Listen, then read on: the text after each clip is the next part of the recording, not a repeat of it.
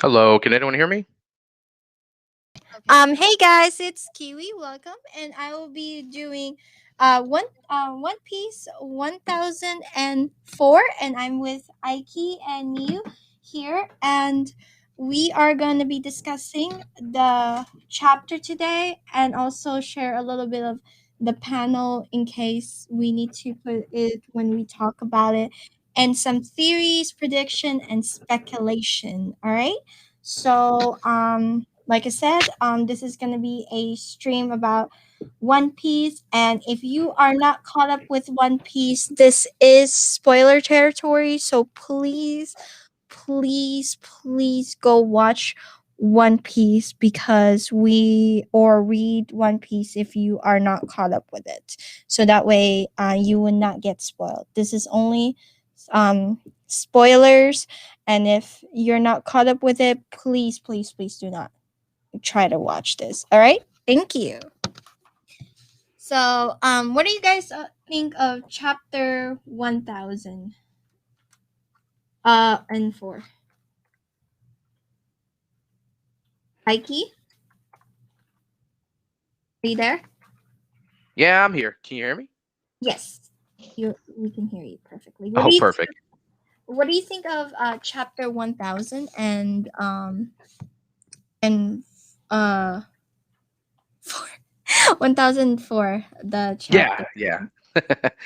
So 1004 so far, like I think it's a good break from all the fighting. There's a lot of stuff that's kind of thrown at us.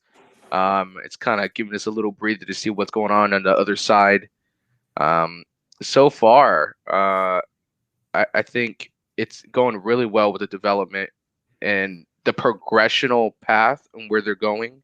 Because I Mm-hmm. know earlier they're talking about that there's just not enough of them, and there's no way they're gonna win, and they're outnumbered. And I think now that we're watching the whole panels go one by one, we're starting to see the war kind of like progress through it. Yeah. For me, I think the chapter was pretty good too.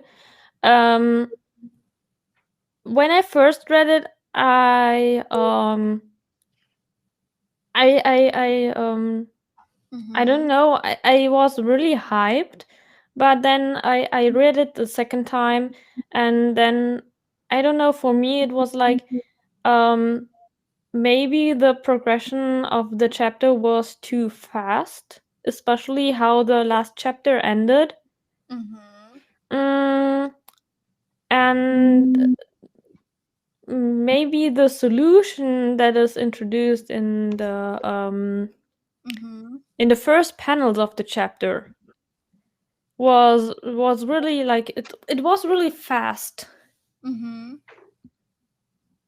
And you saw, so what do you think of like the chapters when you read like the about Tama, like, using her powers to as a benefit factors of the chapter so far, and using I forgot her name, if I could remember, the girl, speed, using as a way to turns the diets, using Thomas devil fruit.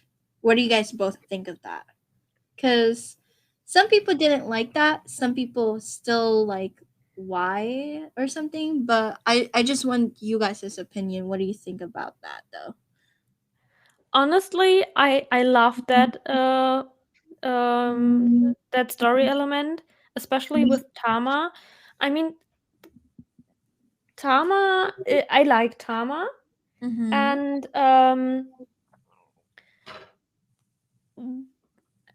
I didn't expect it from her, Mm-hmm. that such a tactical smart move. Mm-hmm. I mean, it was like it is something that Mm-hmm. really um switches the sides or balances the fight out. Mm-hmm. And what about you, Aiki? What do you think of uh um Tama using her dango and Speed giving it to the beast pirates? Yeah. So one thing with this, at first I thought her power was useless. I'm not gonna lie. I really did. I just thought, what is with her power? What is going on here? It's such a useless devil fruit. But then now that they're really bringing it in like this, I Mhm. kind of wish we would have known more about her devil fruit before, and I wish that was actually a deciding factor into the battle, not like later Come in the battle as they're all fighting. I feel Yeah. like, yeah. Well, we get introduced to the real potential of Tama's powers with Speed. Hmm. So we knew that her powers are effective on the gifters. Mm-hmm. But Hmm. I never thought that they would use that on Onigashima. Yeah. Yeah. I mean, on one side we knew of Tama's powers, but I Mm-hmm. never thought that that they would use it that way, especially since Tama is such a young character. Mm-hmm. Hmm. And as I said, it is a really tactical, smart move for the fight. And um, I don't know. I mean, Speed is not is also a pretty young character, but Mhm. it's tactical, so advanced to have like that thinking in fighting and strategy. Mm-hmm. Well, for me, it's like I was kind of in iffy with hers too because I was kind of like with Aiki too. Like at the same time, like I was thinking, when I found out she can control, I thought, maybe this is kind of a foreshadowing or something. But at the same time, I was hesitant. Like, what? Why would they? And when I saw this chapter, I was like, okay. Well, the one they said about the, like the 1003 about the go board where the sides, like, who's gonna win and stuff like that. It makes sense because they had that like consequential, like saying, okay, so the other group lost 4,000, the other group lost 3,000, and stuff. How's the pirates going to thing when the samurai is down, and say how are they gonna come up with it? Like they did say, like, even if you did defeat the captains, how are they still going to win, because you still have to beat a lot of stuff, not just queen, not like, I mean, not just Kaido and Big Mom, but you have to defeat like the Ropa and also um, the commanders too. So in a sense, we have a lot of factors. So with Thomas Power coming in, I felt like it makes sense now that her powers. But I agree with Aiki. We should have involved a little bit of with her powers even more, because I feel like there were potential greater. But at the same time, I get what Oda's trying to do. He's hiding it because if somebody from the enemies know about that, they could they could kidnap Tama, and that would be like something. And I feel like that's kind of like a way that Oda's trying to hide it, or I don't know. What do you guys think? Yep. Yeah, Like, I definitely see what you're talking about and definitely what you mean. That whole point is, it's funny seeing her run through this whole battlefield, just kind of like leading the way and bringing all the people's let's say, mm-hmm, giving a boost to the team. It's mm-hmm. really funny. It adds a little bit more comic to it too, which I like. Which is, One Piece has always has some funniness, even when it's serious. It's still funny. Yeah. Yo, So Ike. No. So, Pizza, I do have a question for. They already asked. What do you think of Tama taking the control of like the chapter, like 1000 Oof, that's so broken if you think about it. It's such a huge turn what happened, man. It's what it's it, yeah. it's not like something I would like think about like, oh, Taba has a broken Yeah. fucking devil fruit, let me just Uh-huh. give it all to the gifters and then flip the whole war all around. Yeah. So I'm looking at the chapters right now just to things. So like when they were giving it and they were using that as a way of tying the thing, what did you think of like now what's gonna happen? Like let's go to Sanji's area. Like about Mhm. Sanji and Black Maria. What do you think it's going to happen between Robin and Black Maria and Sanji? That's what I want to know both. To be honest, Mhm. I didn't think about that, but I was more like into the silhouette which Oda Yeah, fucking we can talk about that. We're talking about that last, but we're talking about yeah, oh yeah, with like yeah. uh With, I got to be something honest, about that. but by the way, Ike, where's your cam, man? Let me see that pretty face. I'm trying to get it to fix right now. I got my other laptop off and it has a camera on it. My gaming one does not have a camera on it, so I'm trying uh, to see what's going on with this bad boy. Some Maybe have reason it like yeah. it's not closed off taking in the even. internet, and I Ah, moved my desk around and all that stuff. Let's see.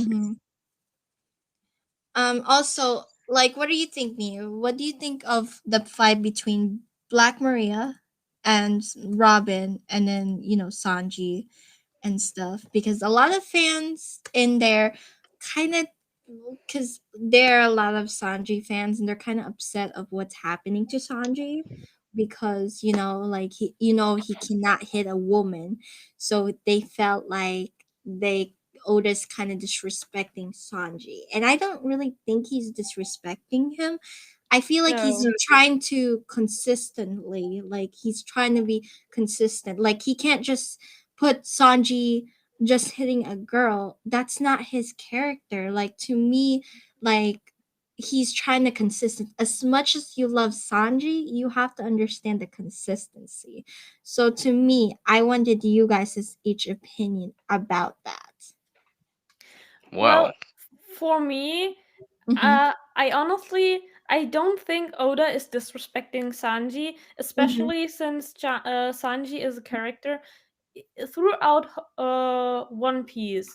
Mm-hmm. He has this trait, and he has his own morals, Mm-hmm. and he is and I think it is good that Sanji isn't like throwing his morals overboard and like says now I'm hitting woman. I Yeah. mean, he sticks to his own morals, and I think it's something good. Mm-hmm. And what about you, Pizza? I mean, actually the same. He's a G for Mm-hmm. sticking to his morals. You know, Mm-hmm. it would be like a bitch move all of a sudden for him to like keeps Yeah. smacking a woman. You know, even though it's like completely against his moral rules. It's like Zoro quitting fucking swordsmanship. You know. Yeah. What about you, Aiki? Uh, we can. No, okay. yeah. Can you hear me? Yeah, we can hear you. Okay. Sorry about that. I was trying to Yeah. get this going. I'm probably gonna pop out of there in a second. Um, but what he just said, you know what, Sanji right now is really Mm-hmm. upsetting. It's upsetting what Sanji is. Mm-hmm. Okay, he's getting his butt kicked. All right, plain and Yeah. simple. He's getting his Yeah. butt kicked because he doesn't want to hit the females. There's absolutely nothing wrong with that. Yeah. But to the extent that's going on right now, he needs to get into gear. He's driving me crazy. Everybody's stepping their game up. They're winning their fights. They're kind of showing all the best things they have. And you Yeah. know what? He's just over here getting his butt kicked.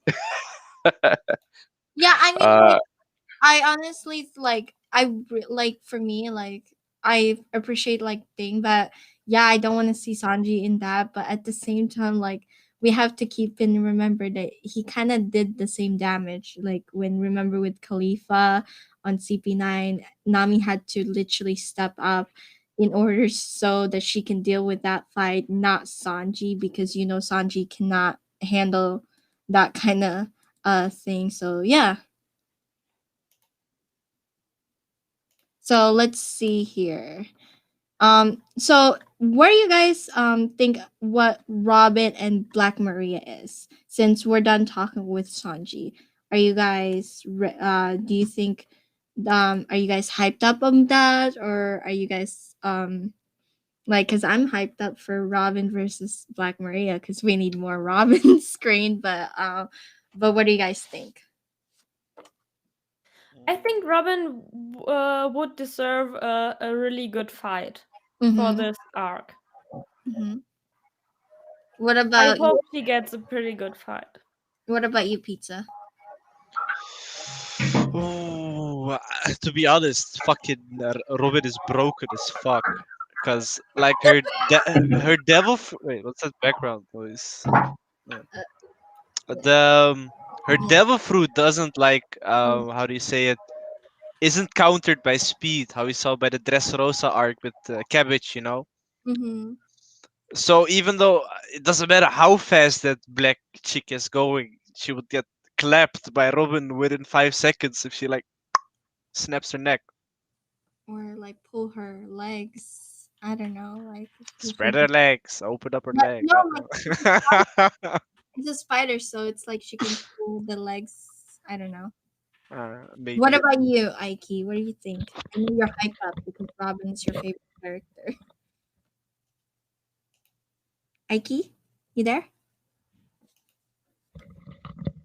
Oh, He dipped. He just dipped, man. What the fuck? well, since Aiki think okay, there it is. Okay, Aiki, what do you think of Robin? Like, I know you're hyped up about her, like her fight between Black Maria and Oh, her. absolutely hyped up about her. She needed some screen time.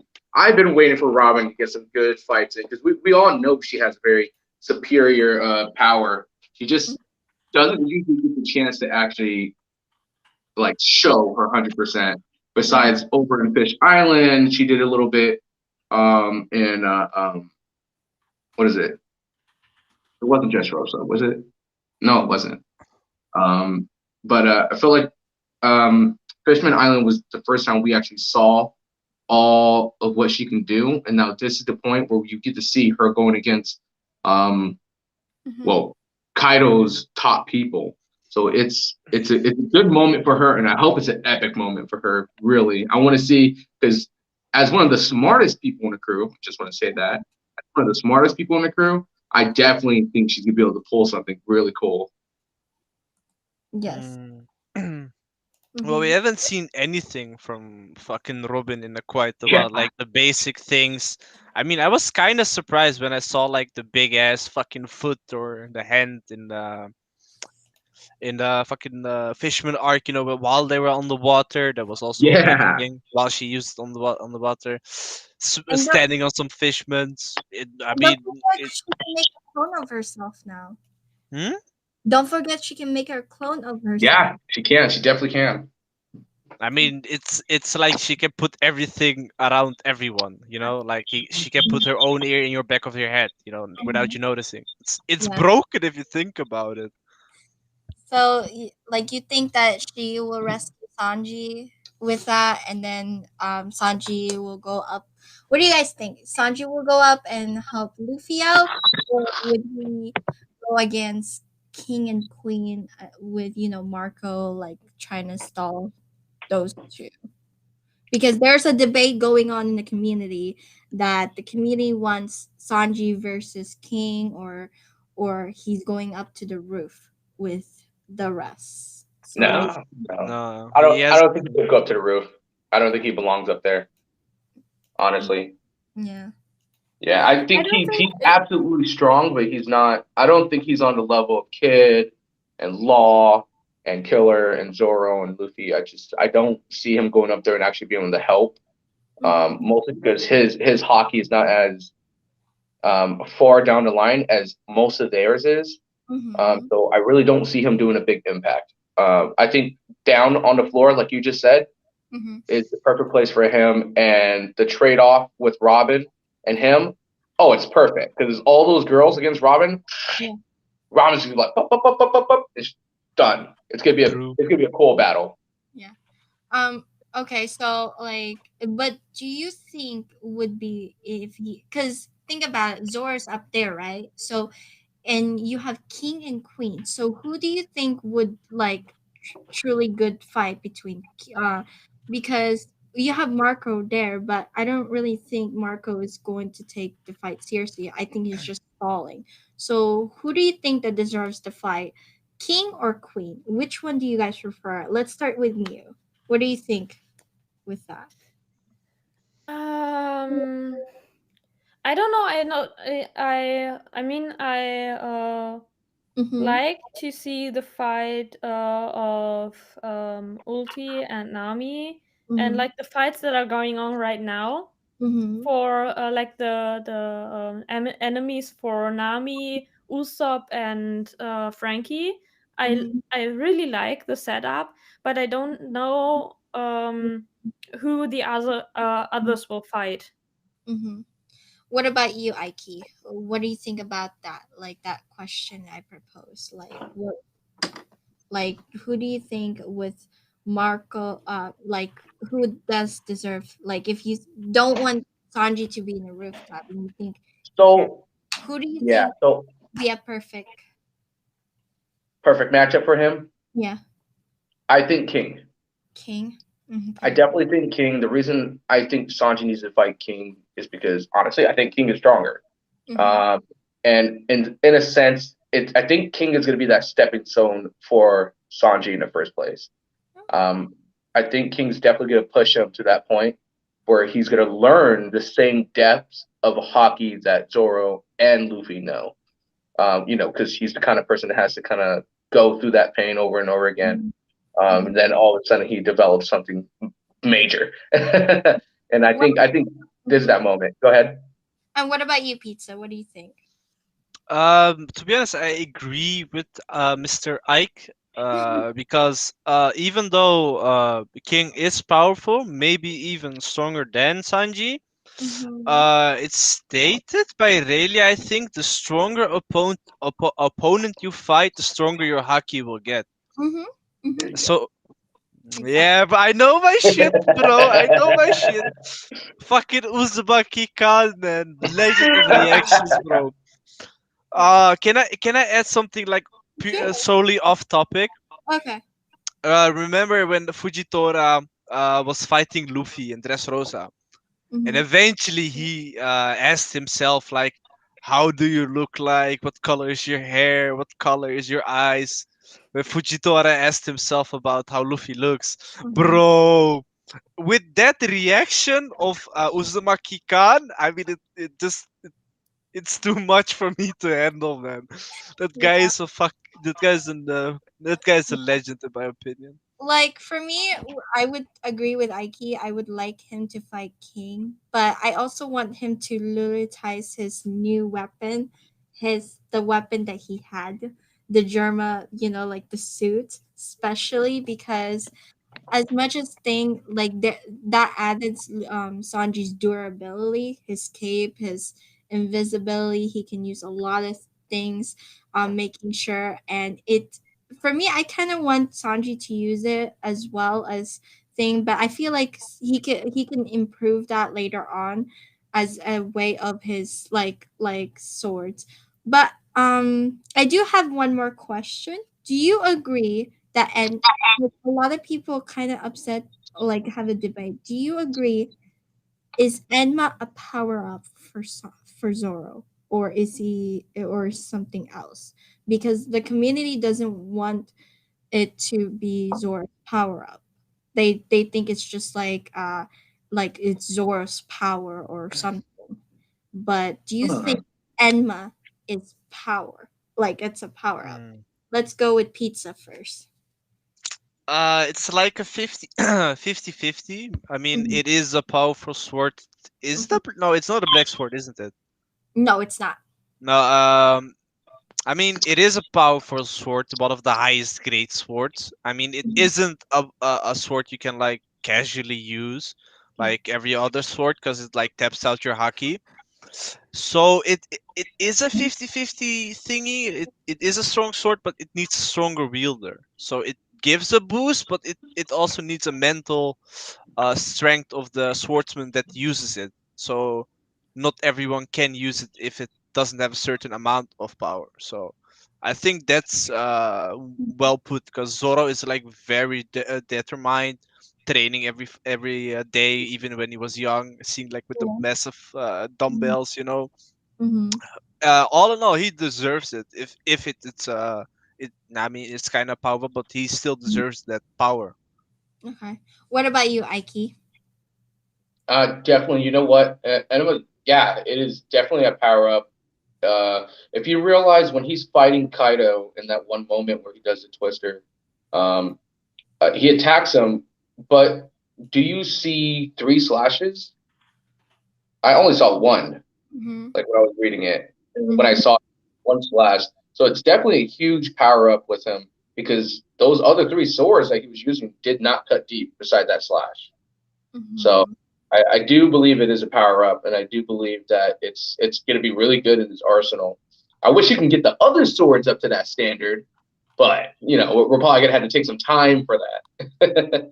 I But think I go think ahead. he's gonna get the cursor that Luffy was dwindling around and thing as a trophy at the very end for it. I feel like Oh, yeah. Like I say as a thank you, it's like oh thank you for avenging thing or something. I feel like that's gonna happen because I feel like it doesn't fair if two of his sword is not upgraded because his like the other sword that Luffy has is the upgraded version of his curse sword. So why not get that one? You know. So what do you think about that, Mia? Do you think Well, Zoro's sword is power or not? I think it is the power up for Zoro. Because right now it is not really a power up because Zoro doesn't know how to use Enma properly. Properly, so he has to improve himself and his swordsmanship to wield Enma the way it is. Enma needs to be wielded, and I think Zoro also stated it that he needs to learn to teach to learn like to control Enma to the way that Enma only cuts when he wants to cut Yeah. stuff. And that reminded me of his backflash right at the beginning because his master, his the dojo master, Oh, explained to Zoro. Showed Zoro that he can wield the sword without cutting anything, and he explained to Zoro, "I am at that level of swordsmanship for that he is able only to cut with his katana when he wants to cut. Every time Zoro didn't cut an enemy, he used the backside of his sword. yeah. And now the next level for Zoro is to learn that technique that he only cuts what he wants to cut. Like And that is the Enma is the ultimate tool for Zoro to learn that technique. isn't uh, that th- isn't that technique kind of shown in Alabaster though? Because that's what I wanted to say. That's what yeah. I wanted to say. It's the moment when Zoro accidentally cut someone with the curse sword, and he said like, "I didn't want to cut that. What?"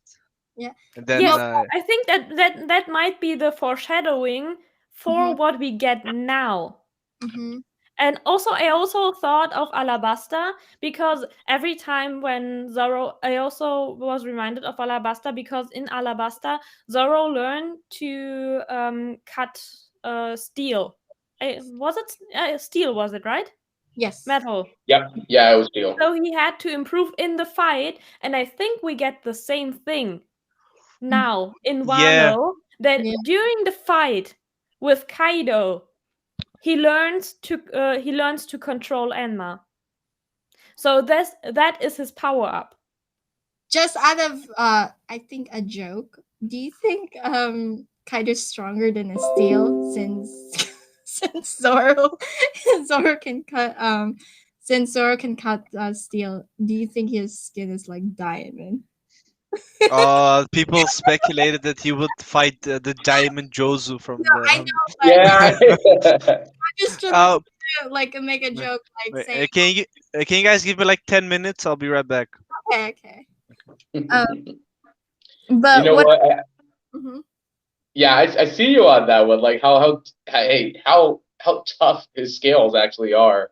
Yeah. Which like every anime, any video game, anything that is anything, usually dragon scales are like the strongest thing to make gear out of. So it kind of makes sense to sit there and think that yeah, it definitely is stronger than steel. Yeah. What I Um, think about now is how is our dragon scales depicted in like mythology, in Asian mythology? Because I mean, I'm not that much informated in Asian mythology, so I don't know if there's any like reference Mhm. in mythology that dragon scales are like hard as diamond. Yeah, because like if I think if the way you said like he cuts the steel and you said that his next level is to control it, and Kaido, like, no matter how much thing, his durability is insane, like it's so crazy.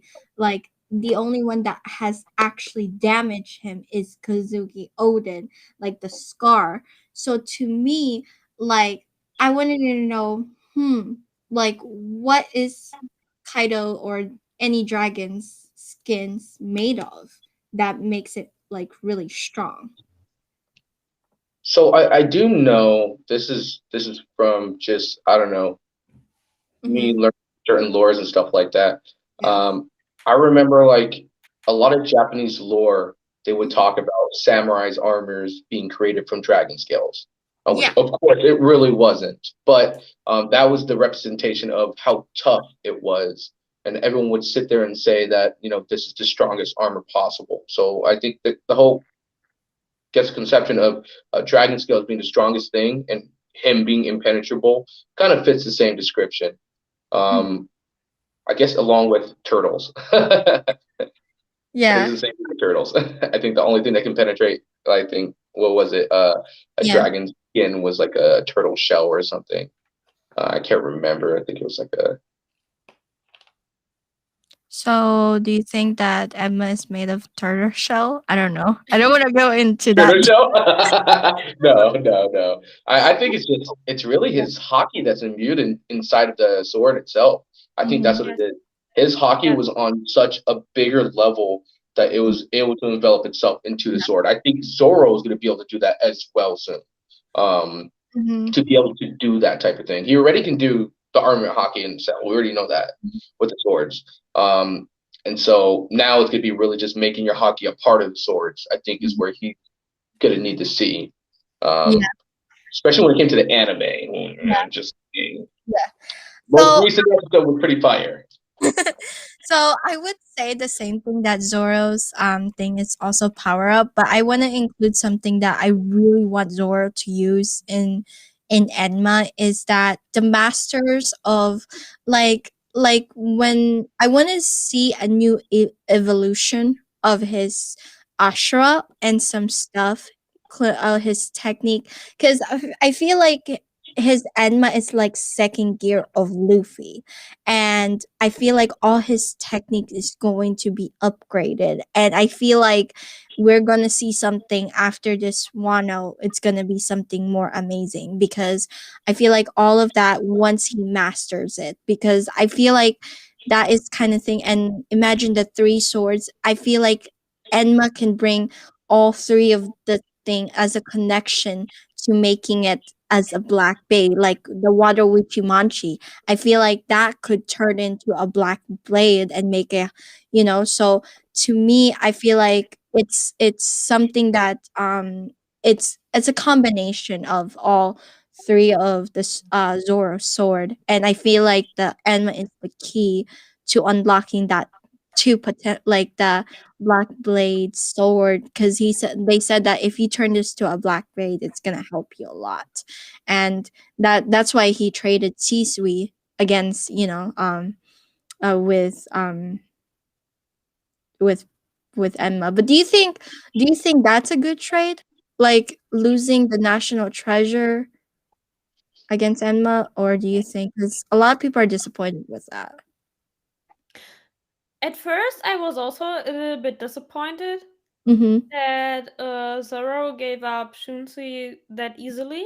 Mm-hmm. Um, but on the other hand, now that I see the potential of Enma, Mm-hmm. and now that I see the power Enma has, and how also Zoro has to evolve, Mm-hmm. um, it brings another form of Zoro to Mm-hmm. us, and what Zoro needs to be and needs to train for.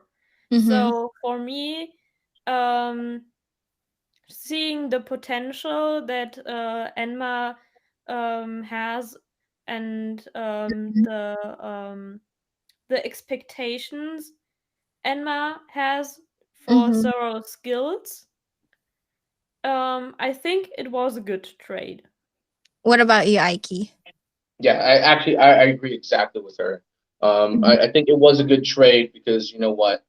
Technically, even with the National Treasure Sword, the sword, um, really, Enma itself, we've seen the potential of it because it's went from a regular sword that he's been using to a regular sword that because he's able to put his hockey into it and because he's able to bring out its potential, he's able to slice Kaido. Because in the Yeah. beginning of the fight, he was not slicing Kaido, even with Enma. He was not. And he even spoke about it, saying that, you know what, I need to bring out the potential of the sword. And that's when that moment where he realized he needed to put in more of it, especially after seeing Luffy getting eaten up very quick, that kind of brought out his hockey and his potential. So Yeah. I think Enma is a better trade. I think it is because even with the other sword, I don't think it has that same power that this sword has. Honestly, it doesn't.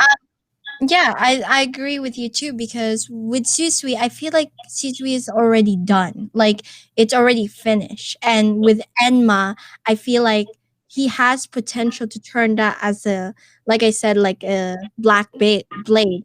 And it's not fair. Like you have this like sword and you have Zoro's sword, and then two of his sword, it's like unbalanced. So I feel like having Enma to balance all three of them would be perfect, because honestly for me, like when I see Susui, I feel like it's so unbalanced. I feel like Zoro always used that sword as a way of cutting things or when he's being serious, but I feel like when he has Enma now, I feel like it can draw all two of his swords potential.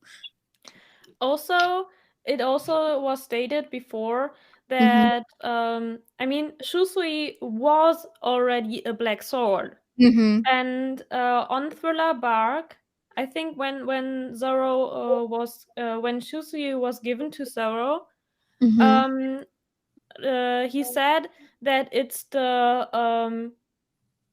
like like one of the highest things a swordman can do Mm-hmm. is to um, make a normal sword a black sword. It's like Mm-hmm. the ultimate thing for his swordsmanship. So it's an accomplishment that if Zoro wants to be the greatest swordsman in the world, Mm-hmm. it is something he has to accomplish.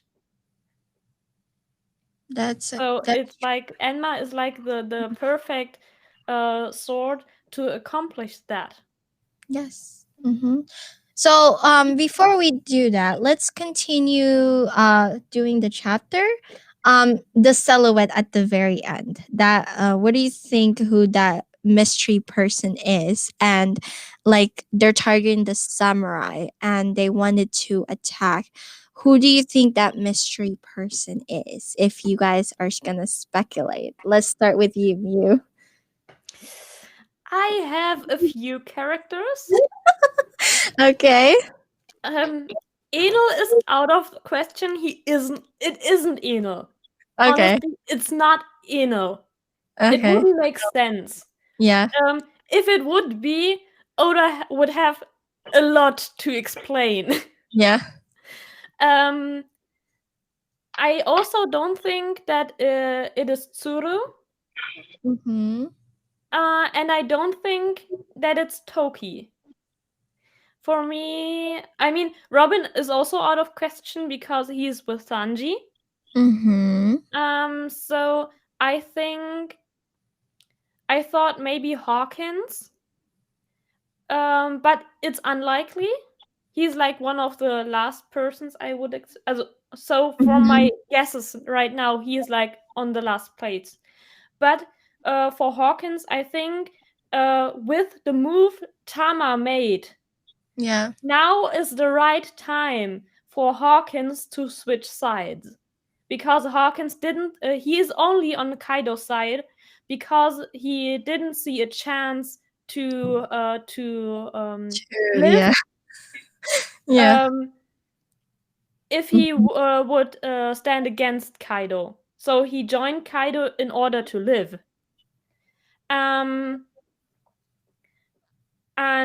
then we have Hiyori. Yeah. I think maybe it's probably Hiyori. I think Hiyori. she's the most likely person to be the shadow. Okay. I mean, she is Mononosuke's sister. Yeah. And I think we haven't seen that much of her. Mm-hmm. And I'm not sure if I would be happy if it would be Hiyori. Mm-hmm. Because honestly, I don't know what she would do on Onigashima.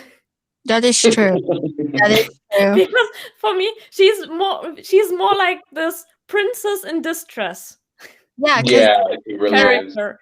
And so it wouldn't make sense that she gets to Onigashima just to be like in need to be rescued with the samurai. What a friend of mine mentioned yesterday to me, what I think would be totally awesome, is another Roger crew member. Oh, Mm. okay. Okay. Yeah. Scupper Gaban. Yeah. I mean, the silhouette doesn't match 100% Mm-hmm. from what we've seen of him, but we already had Rayleigh from Roger's crew, who had a pretty big role. We had Crocus, and Scupper Gaban is like, he is there's a theory that he will play a bigger role in the future because Gold Roger, Silver Rayleigh, and Scupper Gaban for Copper, they were like the big three of the Roger pirates. So he will help. Do you think I can't say his name. Do you think he's like the Sanji in the crew then? Yes. I think he may have been the Sanji of the Roger pirates. Like they were the monster trio of the Roger pirates. Mm-hmm. And I mean, Oda likes to like make those connections. So I don't think that it's like Mhm. far-fetched. And also he has like 2 strands of hair Mhm. in the backflash. Maybe in that the I don't know 24 years, 24 years they gotten longer. True, and they And did put them in the also back. what speaks for me is Odin Mhm. traveled first with the Whitebeard pirates and befriended them. Mhm. And then he traveled with Roger. So Mhm. the Roger pirates were also friends of the samurai. Mhm. And before Jinbei got to Wano, he visited Marco to get the help of the Whitebeard pirates. Okay. And Yeah. I think maybe because the Whitebeard pirates were also pretty close to the Roger pirates, Mhm. that they stayed in contact somehow. And Marco tried to get like as much people as possible who may be interested in helping the samurai and Mhm. Wano because of the connection to Odin. And so he also contacted like the remaining crew member of the Roger pirates, Silver Rayleigh and Skapagaban. And Skapagaban came to Wano because he is friends with the samurai. I don't think Radio's come because I feel like he's gonna stay in Sabaody. No, I don't. I also don't think that Rayleigh will come, but that's my explanation why Skapagaban came to Wano. Okay. If he is it, if he is coming to Wano. What about And you, Ike? also, So I'm that person that likes to take a wrench and throw it right in the gears. So what I'm gonna say, this freaks people out. I'm gonna say that the person, because if you look at the silhouette, Yeah. all right, regular person, it's definitely a male, because the yes. chin, the nose, you can tell kind of a bit by the build. It looks kind of like the person's got like some kind of either a cloak or kimono along with it, and I don't know what the big line going straight down next to his face is, but here we go. Zora's Master. Zora's Master. Whoa! Oda likes to throw some crazy things out there sometimes. Like, wait a minute, what is this? But you know what? I remember Zora's Master talking about well, this. He was talking about this whole island. He was talking about where he learned swordsmanship. He was talking about all those type of things, and we've never really pieced his master to this island at all, beside of what he talked about. Mm-hmm. So I think it would be crazy if all of a sudden we find out that his master was one of the people who actually trained with them, and who was within the city with them and stuff like that, and he's literally came here and saved them, and is bringing, I don't know, maybe another sword that has been developed by, another black sword. This thing. See that? That's the wrench. That's the wrench, and it's thrown right in there into the gears. Okay. So Ike and I have a big brain theory. Hold on. Okay, hold on. Pizza, what do you think? We're talking about the person in the end of 1004, the silhouette. Who do you think that person is? NL. No, I'm joking, bro. I'm joking. I was actually like really thrown off guard when I saw like Mm-hmm. the long ass. I thought it was. I think it's an earlobe, or at least I Yeah. thought it was an earlobe. So I immediately thought about wait, NL. what? Yeah, NL. Like, wait, my man is in the moon. He's chilling Yeah. there with like the little fucking machines. Yeah. I was and then I joked about it with my friend about it. Wait, I sent I've sent a picture with Yeah. who it could be. Let me check. Come on, where is it? Where is it? Then it would be a Virgo with with the longest spoon on his face, you know. Yeah. Okay. I don't think You know, you Zoro is alive though. no, 'Cause- no, Yeah. nah, he's yeah, messed up in the yeah, in Punk Hazard, like dangling somewhere with half his body, you know. yeah. No, So but I I I'm saw not the gonna lie. meme. I'm looking through the flashbacks right now. Um, you could find it in the Mhm. subreddit from One Piece that it is it's a Yeah. meme there. So Yeah. I thought it was pretty funny to send him because we always like sometimes talk about Yeah. things in One Piece. Uh-huh. But who it could be? I mean, it could be Scopper Ben. Like, Yeah. there are like always some little things that Oda does, which is like really subtle. You know, like Silvus Rayleigh. You know, like Gold Roger, Silvus Rayleigh, Copper Ben. Basically, So like he goes off the list. So it he could, had the same as I. yeah, I explained yeah. the whole theory. Yeah, that could that came into my mind because of Mhm. Ike. I didn't think about Yeah. Scopper at all, but Yeah. I've seen the theories like a couple of years ago that Yeah. it's like floating around somewhere on YouTube. Mhm. It could be him because like it could be a hair lock, you know, and if you see how his hair is, it's pretty long. So it could be a hair lock, but I mean, I'm truly like I Mhm. don't know who it could be. I hope That's NL, but one. it's not him.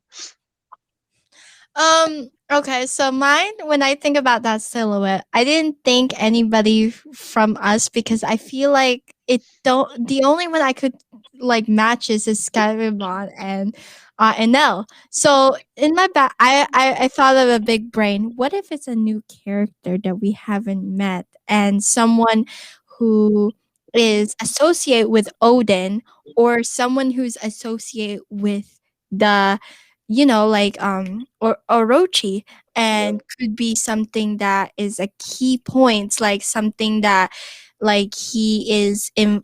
It could be a girl or a guy, whoever he is, but I feel like he's like frustrating, like because when you think about it, like the silhouette with Kamamatsu, like at first we didn't know Kamamatsu would look like until that reveal of it. So I have a feeling that it's someone related to Odin or someone who is connected to the Kaozi Odin or someone who's related to Zoro who we don't even know that maybe could evolve into something. Like I think maybe you could say like I might get you a little of your idea, Ike. I'm just gonna say maybe someone who's related to Zoro's master and is staying behind in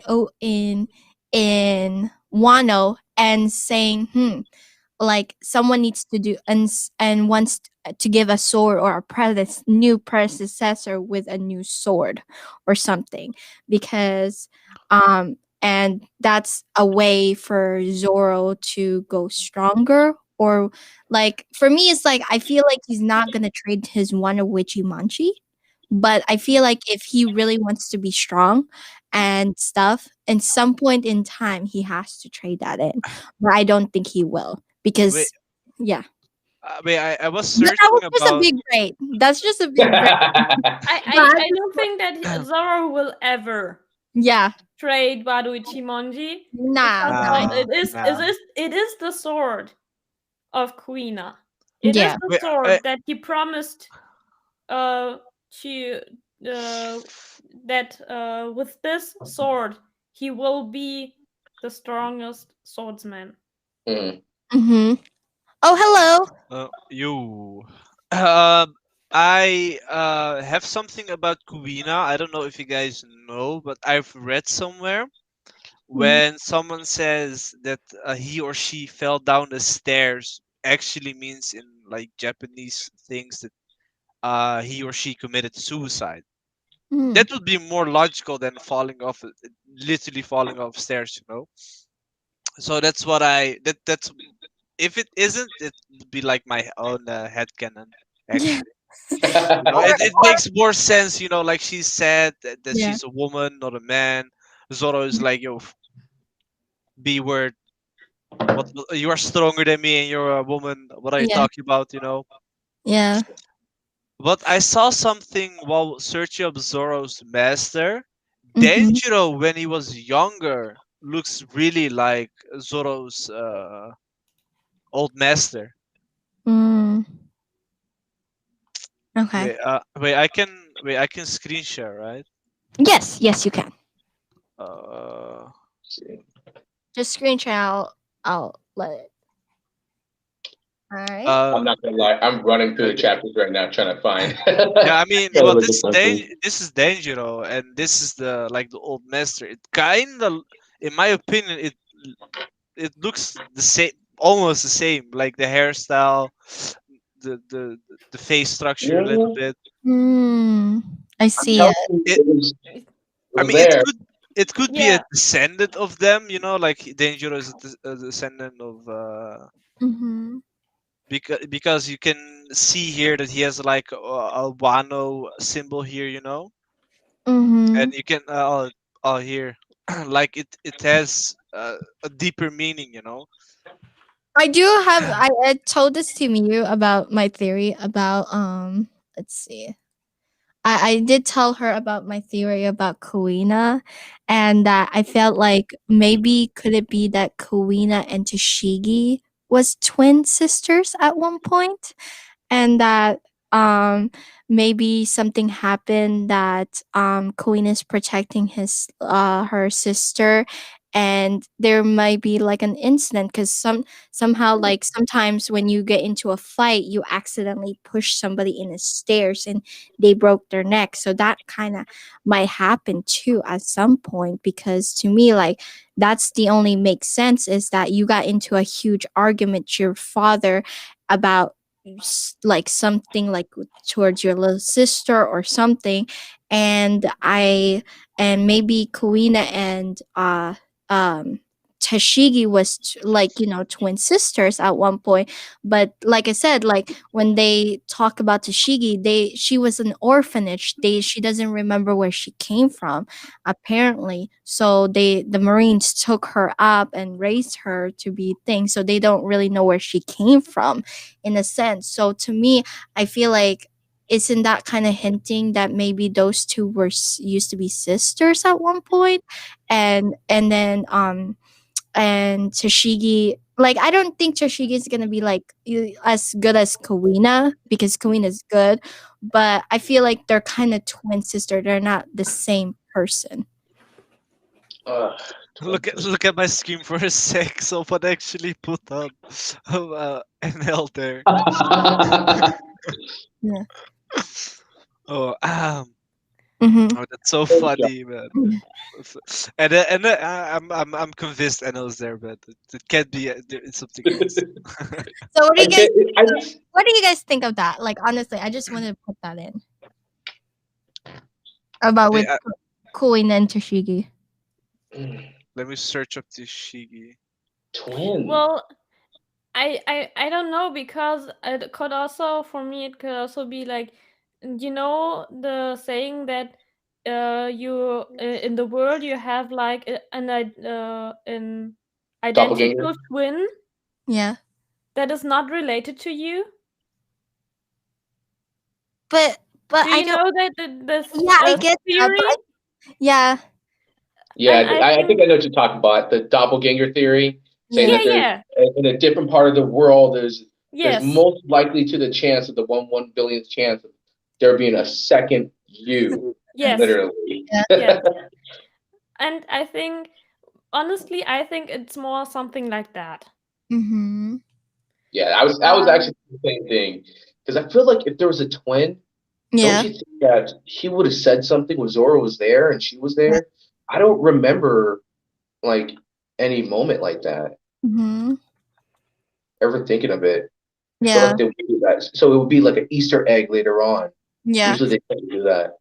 Like no, the reason I asked that was because like it got me curious of why Oda put Toshigi as a thing, or I'll be honest with me, in my head, I thought that Oda's just messing with Zoro's head, saying like, "Oh, well, Kuina's, the Kuina lookalike is there, so he's trying to mess with Zoro's thing. So that's what in the back of my head at first. Now that's why I was like, like, could it be their twins or something? I mean, because like even Zoro,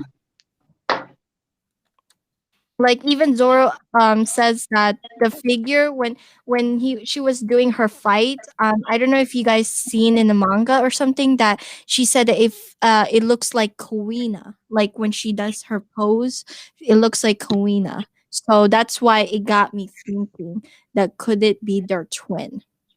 Maybe it is Kuina. Mhm. Maybe she didn't die and hit her head like Goku in the beginning, and she forgot who she was. Could be. Mm. It's Oh like the yeah, same with are we gonna have like a Sabo moment now? yeah, Sabo moment, double Sabo. oh yeah, I mean, he forgot who he was, and but his body still reacted the same like he used to with Ace. I mean, with Ace, yeah, Ace and Luffy. So it could be like she was declared dead by her father, because she didn't want, or he didn't want a daughter. Instead, he wanted a son. Everyone knows that. So he could be like, people are like speculating that she could like fake her own death. Stupid reason like falling from the stairs. Maybe she did, and she like fell on her head and like forgot who she was due to an amnesia, or they were actually like faking her death so she could like join the marine or something else. But it's still like hits different when you know that an older Zoro surpassed Tashigi or Kuina, because Yeah. she was a lot stronger when he was younger, and she must have been like training as hell, and then Zoro coming up and slicing Monet without Haki in Punk Mhm. Hazard while she was like struggling to hold her own against her. It just makes sense of like what she said though, like she's a girl and you're gonna be stronger, and then Zoro said like I don't accept that. You're my goal and stuff like that. I mean, there's always like like in biology, that the male Mhm. is physically stronger, but Mhm. doesn't mean he will be eventually stronger. Like Mhm. the one with the most, like Rook Lee, basically, dude had nothing, but from nothing to everything. It's like the amount of Yeah. time you put into everyone can be better than someone. Yeah. So your gender shouldn't define who you really are. Mhm. There are lots smarter women, stronger women. Mhm. So it's like a mental game with yourself. Someone puts you down, you're starting to Mhm. believe it. So it's really a mental game at that point. That you should Mhm. put yourself above it and not believing someone else. Like believing your own instead of believing in someone else. Mhm. So yeah, that's what I think. Mhm. So, do you guys anything ideas moving forward into what do you guys think of anything that speculation or theory moving forward of what the war is going to entail and take to this? Hmm. Like, Mm, what are you guys going to think? And you have some theories to it. I can't say mine, but If you want, I'll go first with it. Okay. You know what? I guess with this battle, of course, this outcome is going to be them defeating Kaido. Um, uh, I don't know if necessarily they're also going to defeat Big Mom Mm-hmm. along with him. I feel like everyone's just really focused on defeating Kaido, and when that point comes across, Big Mom's going to pull something like leaving or trying to save Kaido or something like that. Something's gonna happen.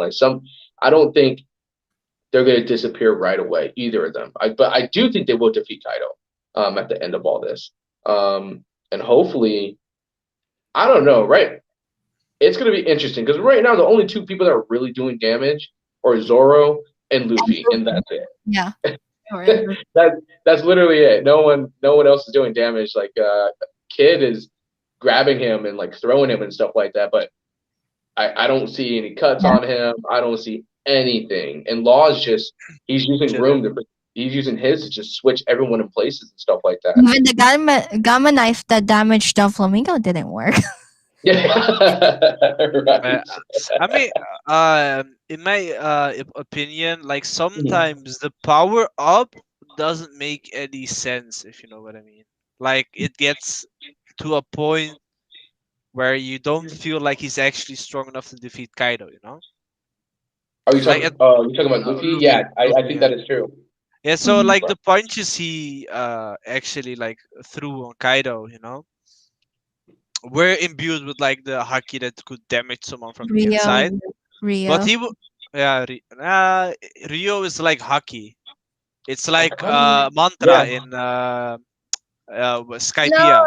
No, no, no, no, no. No. Rio is like the thing that one of the sisters and thing they showed that it's an advanced version of Ultimate Hockey, and Mhm. that was the thing that Rayleigh could not teach Luffy at. Like you need Yeah. to go in an extreme fight in order to develop that, and I feel like both the guy in when they were fighting, I forgot what his name is, the one that they fought against that in Sabaody, and then the sisters, they block Luffy's attack like it was nothing like thing, and that's why he was saying like he was wanting to do block the same exact thing to Big Mom, but Luffy wasn't successful. So in a sense, like that's kind of like an art advance, like he already has a future sight, like the advanced version of observation. Now he has the ornament as like advanced version of it now. So and then we might get the I mean, conqueror. wasn't it like called just like a different kind of hockey? Red. I'm not saying the advanced hockey is Mhm. Rio. Wait, like I think what the little man said, you know, like that what he calls hockey, they called Rio, you know. Yeah, they call it Rio. Yeah, but it's Yeah. not like the second stage of ornament hockey, you know. That's what Yeah, I but meant. but like I think Cause it's Rayleigh like, huh? Rayleigh did explain it when he Mhm. was doing the thing to to The to yeah, when he was training Luffy, I that don't yeah, he I was don't explaining it. He was no, in I think he was explaining Conqueror's hockey, but I don't think he was explaining like the thing hockey, because it felt like he was doing, or in my no, opinion, I felt like he he was was explaining doing. three parts of hockey though. He Huh? was Yeah, explaining it was hockey, I know, but it felt more like he was doing the Conqueror's hockey, you know, like getting someone to knock out, like because Rayleigh has more willpower than the elephant, you know. That's what I thought, that he was using um a Conqueror's hockey but flexing with his hand, you know. yeah, he was like I remember. I don't know in Yeah, anime. I know the Yeah. scene. I know the scene, but I I know in the anime they put it like a beam, but in the manga it's kind of different. But apparently in the manga, they Rayleigh had his hand and then he stopped the thing and it knocks the elephant. Then he used Conqueror's hockey. I remember that. That was the scene, and he was explaining to to um to what's that called to Luffy about armament hockey at that time. We didn't know there's another version of armament hockey at that time. We know that it was more like okay, now that Luffy has armament, we only know that he can punch and thing, but there's another way, like an advanced version of it. Instead of breaking you can break it from the inside. yeah, That's I see what you mean, because yeah. like in the manga it's more Observation. portrayed Mhm. like Mm-hmm. a shield-ish, you Yeah. know, Yeah. and in the anime it's more like a beam. So that's Yeah. why I was like, I haven't been reading the manga at that Yeah. point, so I can Mhm.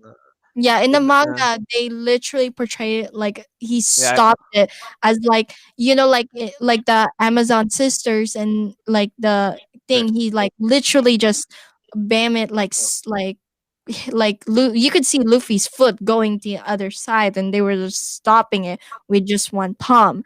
And I was like, "Whoa, what's that?" Like that was really cool and all, and it makes sense what he did. I don't know why they did that in the anime, but they did that actually they showed that in Rayleigh that he put his thumb, knocked the elephant down, then after that he used the conqueror's hockey. That's why I feel like he was showing the advanced version of it. Let's Of see. This power is the same as using wearing invisible armor. Mm-hmm. But it would make more sense because if you learn the basic, Mm-hmm. the more you fight, the stronger you fight the opponent. Like Luffy versus Katakuri, you know, he got like a little bit future sight because he was like trading it basically. That's why he didn't tap into Gear 4 Mm-hmm. because it would leave him like power Hoculus for like 10 minutes. Mm-hmm. So and now he's against Kaido, so he is then basically training on Kaido, but like a different scale of toughness, you know, instead of like bullying down a steel cube that doesn't fight back, you know. Yes. So it would be something like that that he was just like. Okay. We have a question. Uh, It says, I think we're getting more of Conqueror's hockey when Shanks is show more.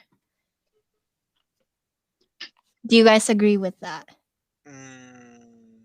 I mean, it would make sense. It would make sense because Big Mom is with like future side.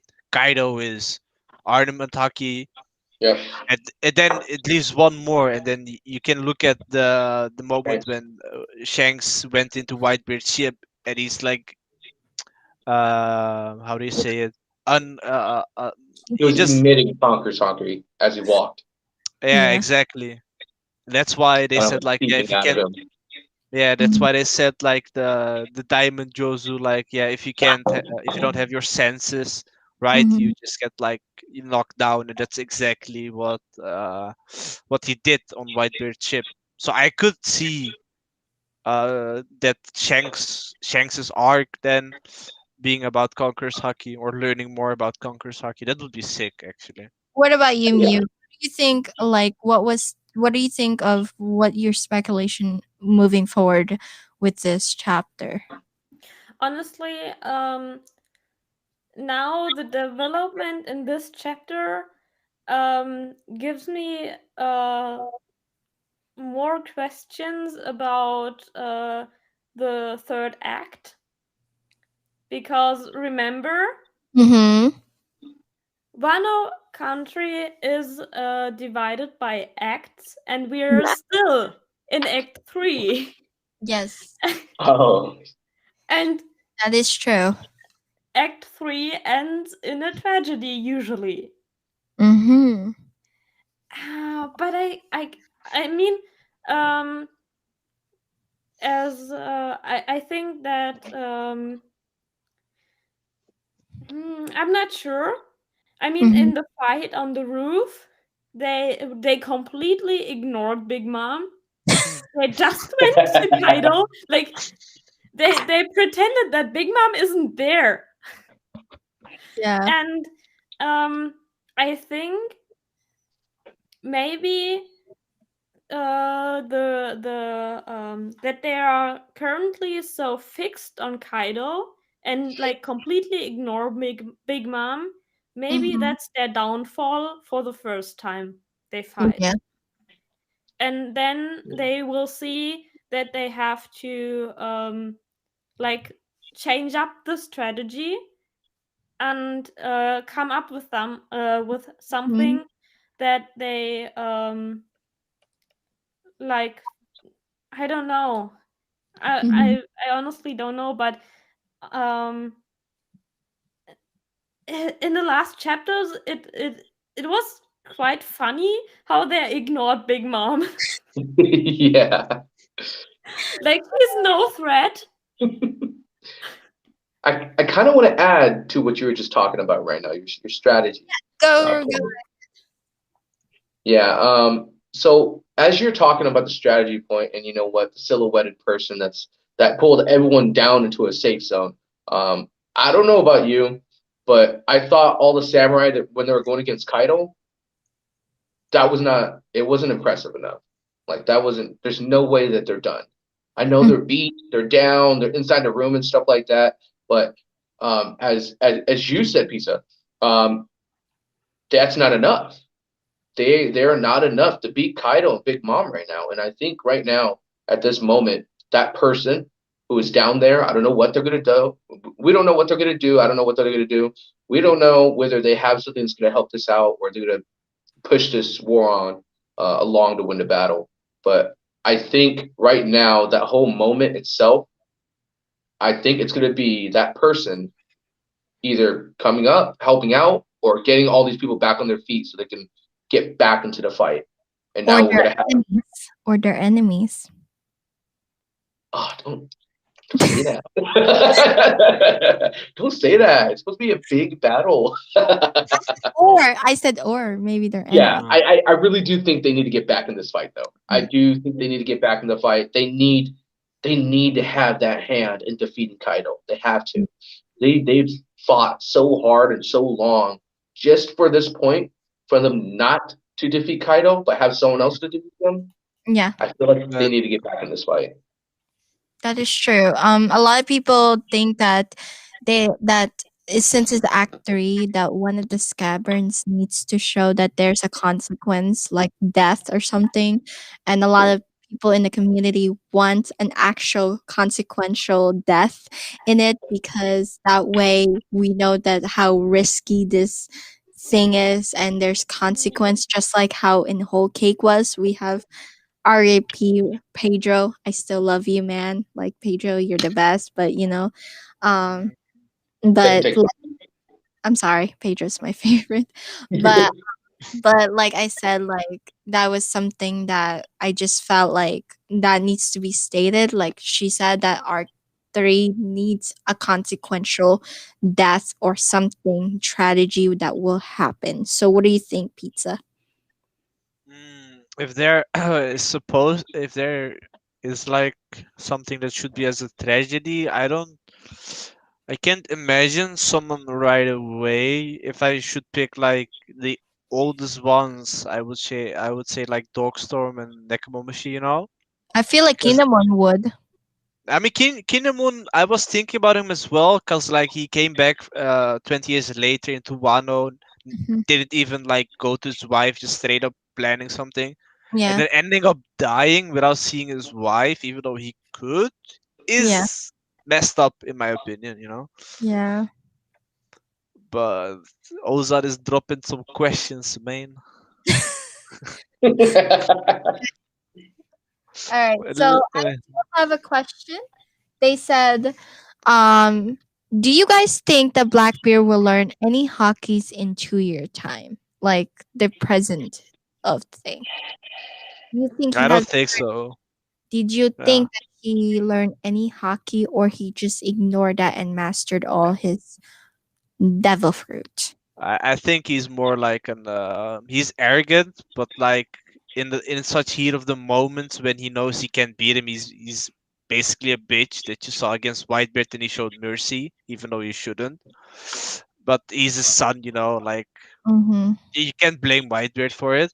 But I think he would neglect that and solely focus on pure damage, you know, like mastering the Goro Goro no Mi, the Yami Yami no Mi. Yeah. So I think he'll be busy with that instead of learning hockey anytime soon because he does. I don't think he cares. The Yami Yami no Mi. Mhm. I mean, make someone completely useless. You know, can't move. Just is basically a black hole. I mean, Eh. you can. How do you want to punch a black hole with hockey? You know, if you I had think to it. look it up because I recently especially with the task Kiwi gave us with making a crew. I looked up a lot of the wiki sites for the people who have haki also. And I remembered seeing Blackbeard there. He has a haki. He has armament haki and observation haki. But I don't think that he has Conqueror's haki. And I don't think that he will get Conqueror's haki. Mm-hmm. So he already has haki. I mean, yeah, that would make sense because he didn't have the devil fruit, so he needed to do something more. So Yeah. that would make sense. Yeah, And he's I part of forgot. Whitebeard, so it makes Uh, sense too that he yeah, is part. and he gave Shanks Yeah. his scar. So We can't really say that because you know what? Buggy was on Roger's crew and he's absolutely trash. So it has But no hockey. me and you, Honestly, I think Buggy is not as weak as we think he is. yeah, I that's what. think Buggy is stronger than we think he is. Mm-hmm. I mean, he is kind of a joke character for Oda, but I think he is stronger than he Because is see him with right hockey. now. No, because like when we were talking, like me and Muton, we were saying the Buggy, like they were like, yeah, into his eyes, like he was some kind of like a brother, like a rivalry. And at that point they were like, yeah, Shanks has potentials. He has like the talent for it. But Buggy, he felt like kind of jealous out of Shanks or kind of thing because he felt like he's over, like over that thing. And I feel like this is before his devil fruit. Keep in mind, this is before devil fruit. And even a recognition to Whitebeard. Whitebeard would not give recognition to Buggy if he doesn't see Buggy for something too. Even like Shanks do know Buggy really well. So we, in our eyes, yes, he's a joke character, but in Shanks, he still respects Buggy and knows what Buggy's capability Man, is. don't forget to mention it's Buggy D Clown, not Buggy the Clown. Buggy D Clown. Okay, so I do have questions. They said this one. They said, "Do you think yes, we still don't have the rest of Big Mom Pirates here. Also, do you think Katakuri might come at some point?" I will go first on that. That one is no, because the reason I say that is because what I'm like I said, Blackbeard is a tactician, and if he knows that the two Yonkos are in Wano, he's going to take the opportunity to go invade Big Mom's territory, and he's gonna get the red poneglyph. There is 3 poneglyphs in Big Mom's territory. Nobody is there to guard it, and Big Mom usually like things. So if Big Mom took all of his people there, that thing is left, no one's gonna be protected. And it makes sense Katakuri stayed behind because he is the first mate, he's the first commander, and it makes more sense. And yeah, like if Blackbeard, like let's just say Blackbeard cannot deal with Katakuri, like he has a strong hockey. Keep in mind how he puts Luffy to work and his devil fruit. Like I think Katakuri has a chance with Blackbeard. I'm just gonna say that outright. But at the same time, we don't know what Whitebeard's been capable after 2 years too. So that's something that we need to take it in expect as well. So what do you guys think? Let's start with Mew. I don't think that Katakuri is going to Wano. Mm-hmm. He, as you said, first he is the first mate. Uh, he is the person right behind Big Mhm. Mom, who is like the at the top of the crew. Mm-hmm. And I don't think that Big Mom um would let her territory be unguarded. Mm-hmm. Okay, what about you, Aiki? I'm with her on this. I don't think she would do that. Mhm. Honestly, I don't think Katakuri would fight Luffy right now. I just Yeah. don't. Too much respect for him, and I think he Mhm. would prefer to see him on a different level.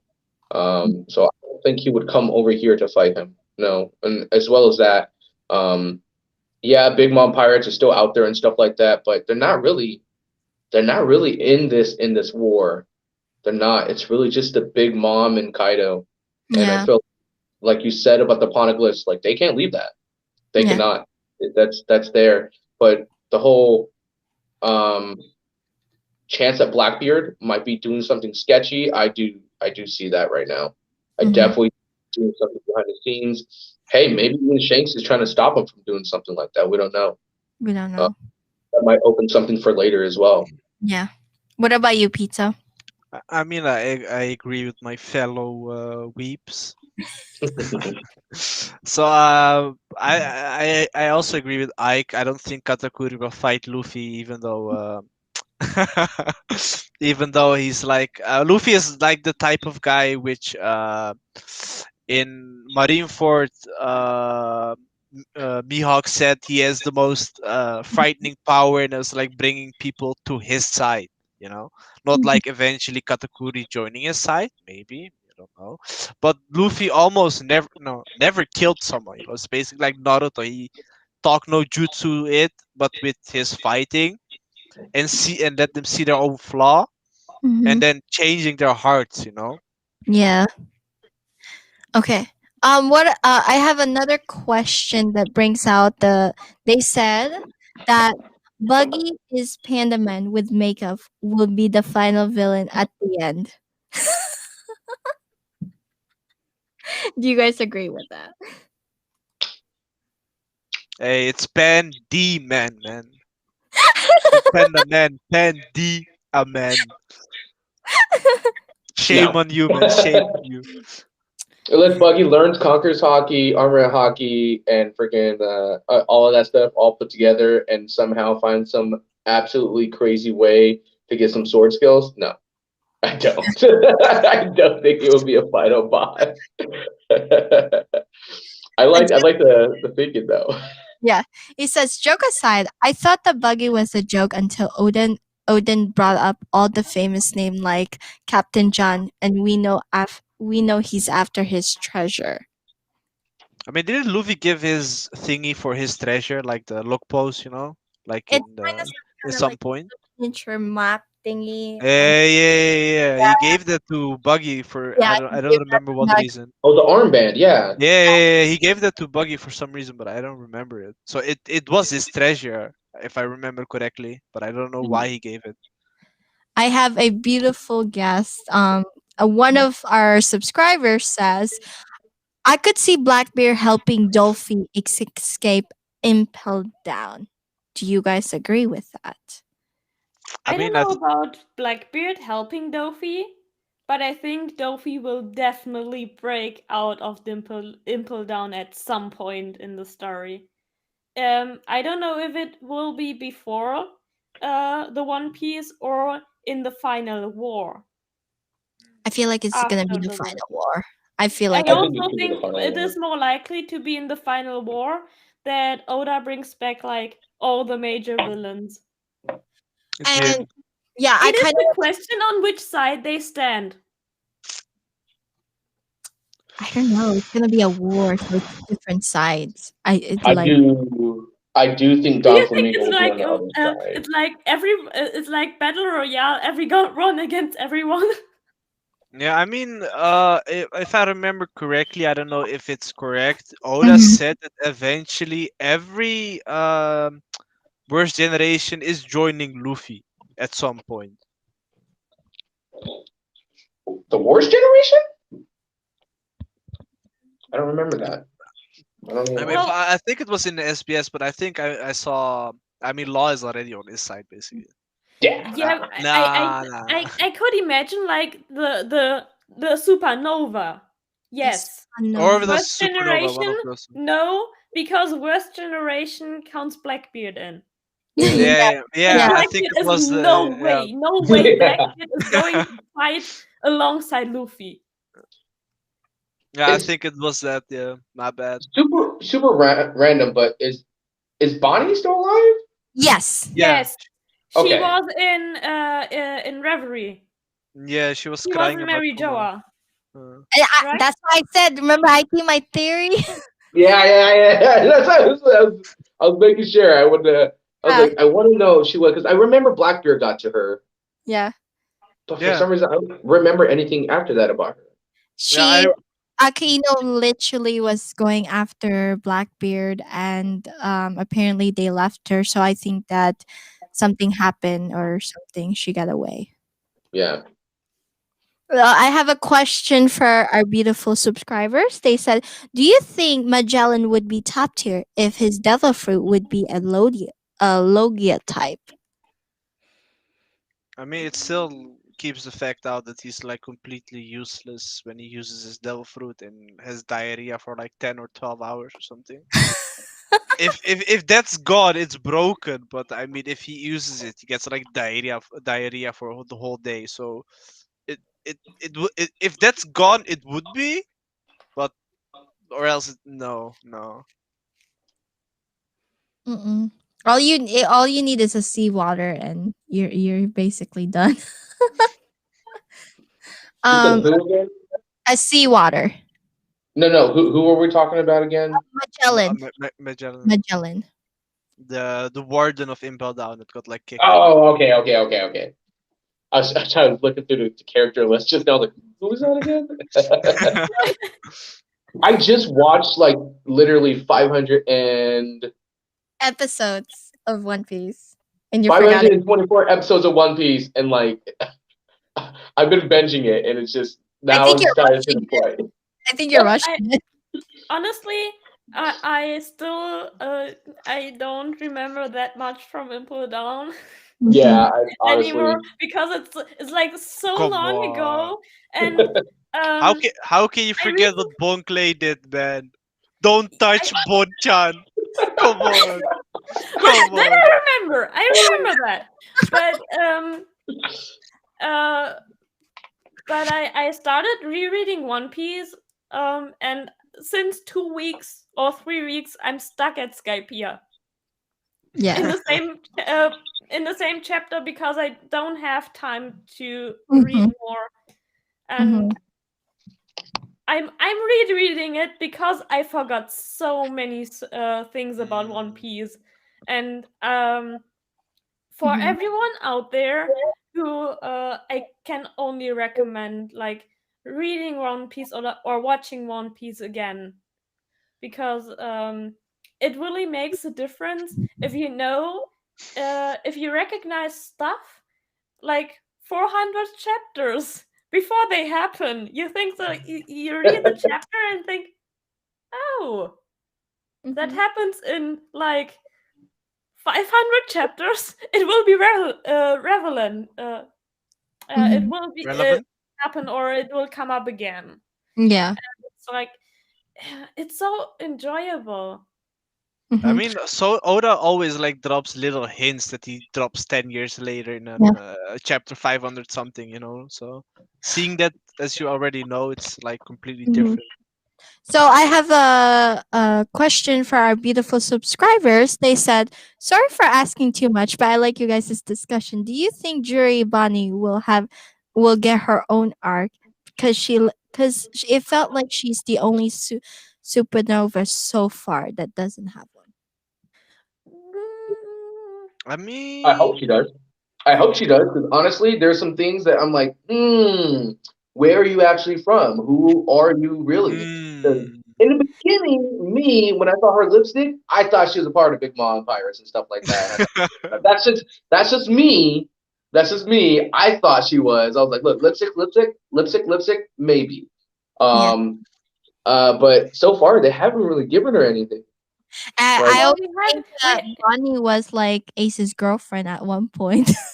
wait, what? we no, had they said he was Kuma's wife. Actually, that's why No, he I was. think it was like Ace up there because she was crying over Ace or Whitebeard, or she's like, Uh, or Whitebeard's child. I don't know. That's Was what's she crying?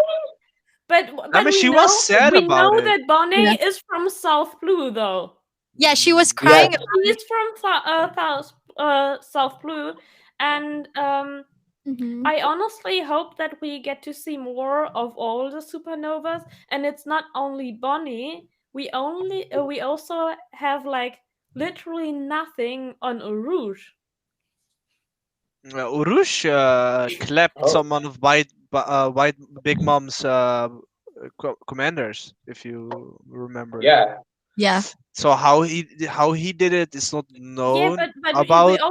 we only get like little snippets of the Mhm, supernovas. Like we got the little snippet of Bonnie at mhm. Reverie at Mary Joa.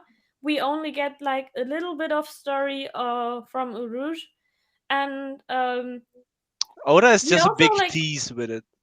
we Okay. also like real backstory.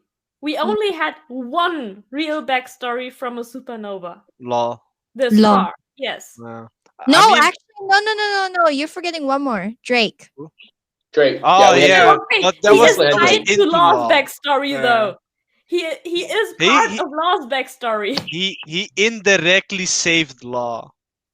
Yes. Yeah. But So about Yeah. they continue. yeah, so we have two backstories.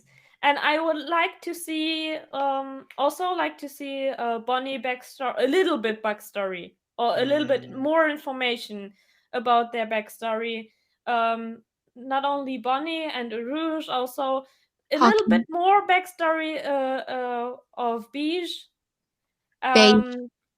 Beige. I don't know how to pronounce the names. It's Gucci. Also, I mean, all the supernovas, Scratchman and Same. Pooh, Killer and Kid. A little Hawkins. bit more information would be nice. Like Hawkins, because I like Hawkins. Yes. Hawkins Devil Fruit is so broken. He has cards and he has multiple lives. I mean, what kind of asshole is that, Oda? Come on, man. He has Alright. he has a straw fruit, but he has multiple lives. I mean, come on. Okay. It's voodoo next level. All Alright, so right, here we we have go. a question. So, do you guys all think that some of the supernova are mirror of the old generation, like Luffy, Roger, Law, Whitebeard, Zoro, Rayleigh, Bonnie, Big Mom, Sanji is Scupper. Scupper. What do you guys think? I couldn't and I wouldn't really put it in that direction, honestly. I see it, I see what you're looking at, and I see what's there, but if you really think about it, they're not really. They're like a whole different personalities. And like in the beginning when we find out who Whitebeard is in the first place, I'm not debunking you or anything like that by any chance. I don't want you to think that. I don't think they're in that specific form because of Whitebeard himself doesn't really relate to Law, honestly, if you think about that. Because Whitebeard was literally someone who just wanted a family. Whether or not he wanted to show his power and stuff like that, like that literally was his end game as a pirate. He wanted a family, which is why he created the Whitebeard Pirates in the first place. And then when he started, they started the Whitebeard Pirates. Everyone became his sons, stuff like that. Right before he died, he talked about this. So I feel like his own endeavors of him being a pirate is kind of different from Law's. Law's, he just had a real crazy past. Yeah. Whole lot of stuff going on there. Whitebeard didn't have that type of past. Same thing with Kid. I don't think we got a backstory for Kid, did we? No, we don't. Yeah. Yeah, Right. Miu has a she read a novel of the side story of Law, and and I think it's kind of similar to Whitebeard. So let's get her opinion. Oh, So I okay. think I see what this where this theory is getting from, and honestly, I kind of see it because when you think about Lost Crew, for example, after the do you want to read the novel? No, it's Or can I spoil a little bit just spoil for it. you? Just spoil it. It's fine. After the events on Minion Island, Law travels to Swallow Island, and there he gets he does the operation on himself and cures himself, and he is found by a man named Wolf. And Wolf takes him in, basically, and Law is living with him, and then he meets Beppo, Shachi, and Penguin at the age of 13. Because Penguin and Shachi are bullying or they're fighting Beppo. And Law saves Beppo. And Beppo has no home because he's in search of his brother. And originally from Sue. And so Law takes Beppo with him, and Beppo lives with Law and Wolf. Same goes after that. Law saves Shachi and Penguin from a bear, and they don't have a home either to go back to. So they started to live with Law too. So basically, they're like brothers.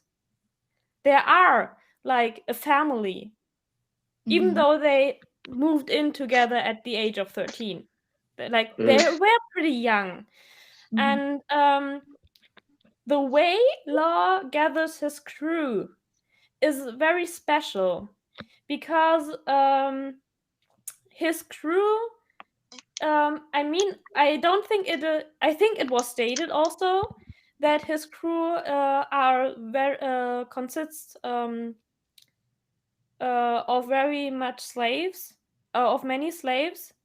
And it is also shown on Sabaody Archipelago, where he what's his name Mhm. again?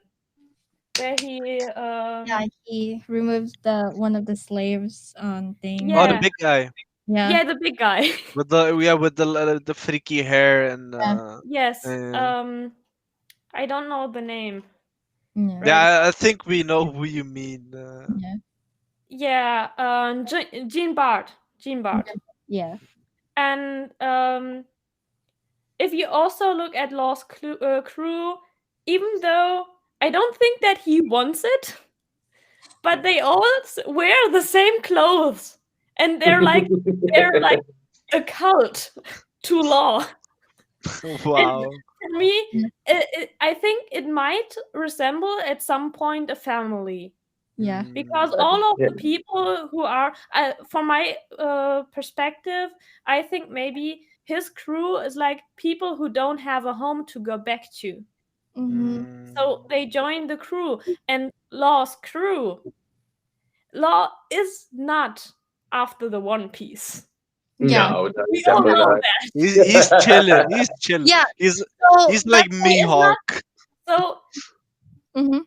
I Continue. think also, I mean, we all know that Law wants to wants to know the secret of the D, but I think we all agree that Law won't join the Straw Hats. No, he won't. No. But No, definitely not. but Mhm. after Roger went to Lost Tale and knew the secret of the D, Mhm. he told it Whitebeard. Yeah, that you saw that in knew Mhm. the secret of the D, and I Yep. think Totally. that is the solution how Law will get to know the secret of the D. Cause Luffy is a Luffy big will- mouth. Luffy He will like find it, because Law is Luffy's Whitebeard. Mm. I mean, They they are have an. friends. They are friends. It's more of an. They are friends. Yeah, it's more like an. It started off an alliance, but it ended up like an. a It's more like friend. an annoying relationship. Yeah. Yeah. Like I mean, Roger and Luffy does. Roger. And I think maybe in Roger was also like that in his his younger Yeah. age. Wait. The funniest thing is when Roger mentions in the flashback of Whitebeard in his final moments, like, Yeah. do you want to know the secret, you know? And he's like, secret? I don't care, you know? He's like, he doesn't give a fuck about anything. And he just continues telling him about Yeah. it. And Like, all right, let's go. about the D, I have a theory over it, but I don't know if it's talked about. I Yeah. think there's two sides of the D because the deer resembles half a moon. That's what they said. So like the people came out to the moon to where they are now. We saw how Roger is, and we saw how Zebek is. Two completely different people or and mindset, but the same D, So there's a light side Wait, and a wait, dark pizza, side. pizza. Wait. Uh, Don't add moon, but add a yin and a yang. Yin yang. That was what that. Because in Japanese, there's like good and an evil, and then there's a yang. So Uh, So okay, a yin and a yang. And we have seen it with Luffy with his final moment against Buggy, when he almost chopped his head in Loketown.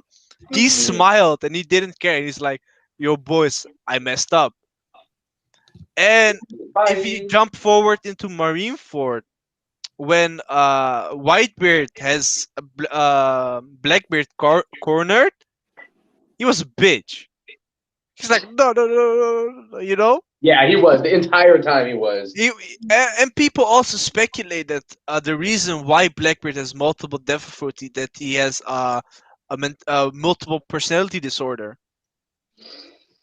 because it's said in the manga, I think, when before they went to Skypiea, they met Blackbeard, and they said they instead of him, or Yes. they said multiple persons, Yeah. not one. So people are speculating that because of his issue in his hometown, that Oda drew that he was crying alone in the dark when it was snowing.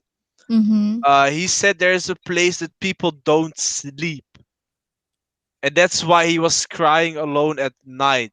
You know how people are when they don't sleep. They get they started seeing things, not healthy mind. And he haven't slept in years. I mean, that dude is like 25 or something. Yeah. So it Yeah, would for- be possible for him to like develop a personality disorder, which he Also, like switches.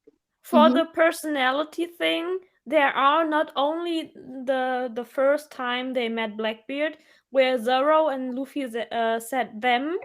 Also, he has 3 skulls Yeah. as his Jolly Roger. I think he Yeah, he does. wears 3 guns. Yeah, 3 skulls. Yes, 3 skulls on his. And also, Roger. you know that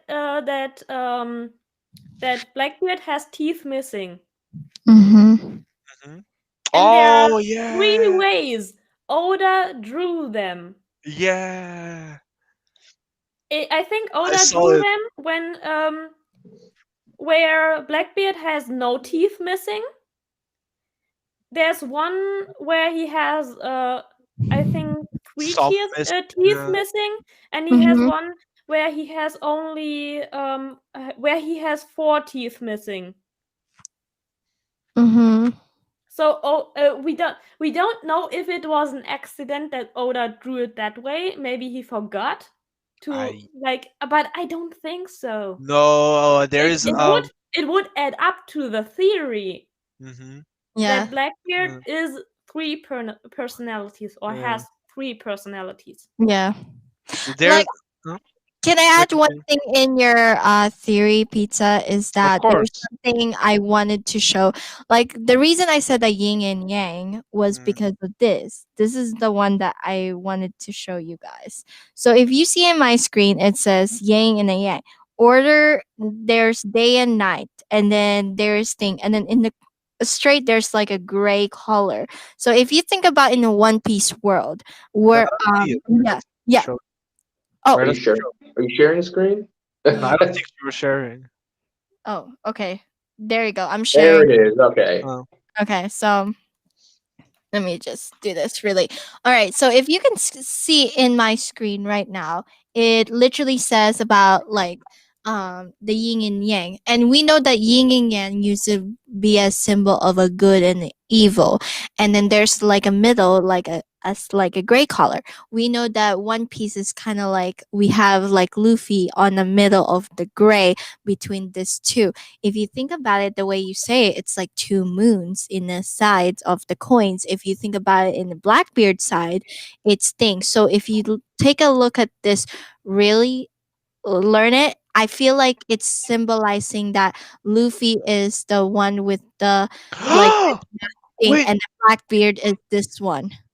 wait. It also shows like I mean chaos. Blackbeard Mhm. wants chaos. I mean femininity. Night Mhm.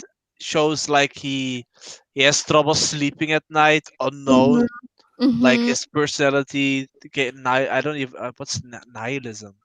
Mhm.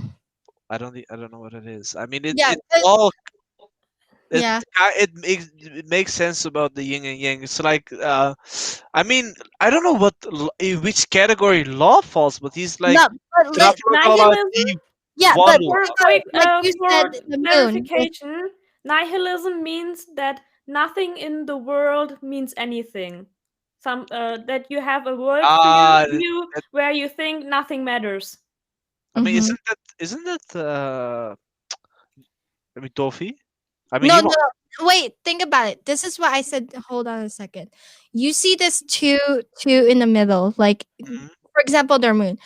Keep in mind, like let's just say this black one is Blackbeard, and let's just say that the white one is Luffy, and they're contra. You see what I'm trying to say is that, like, yes, we at first we thought that Whitebeard was a good guy. At first, we didn't know he was that evil until Ace explains it and stuff. So in our perspective, he was kind of a good guy, but in reality, he was a bad.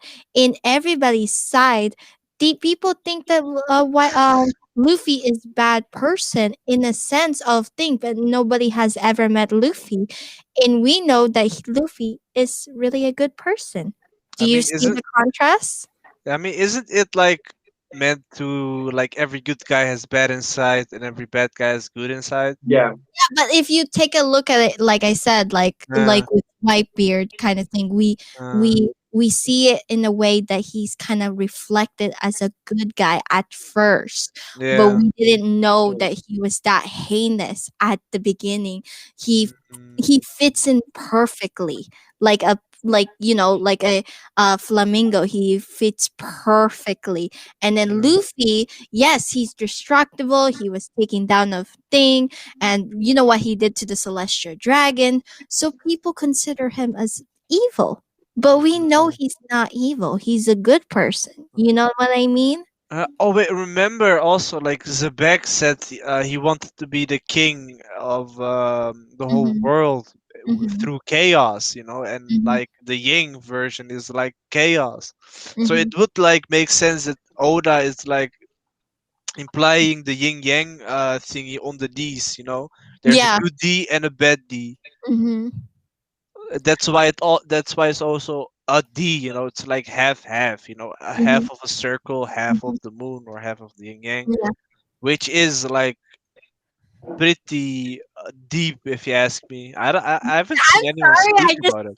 I just literally thought of that when you said two moons. I'm like, could it be yin and yang? Because like that's why I said, oh my god, why didn't I put that together? I mean, I'm surprised that I haven't seen anyone talk about it. It's Yeah. kind of makes sense, or I haven't What, seen what it. do you think, Aiki? What do you think, Aiki? Tell me, cute man. I wish it was. That's why I work out. Can't Hey, change the face. I work out. I Um, work out because I work out. You can't change your face. Yeah. But on that, let's see. I don't know. That's kind of left field for me, honestly. Okay. I'm still trying to digest it. Yeah. What about you, Is, yes, Mia?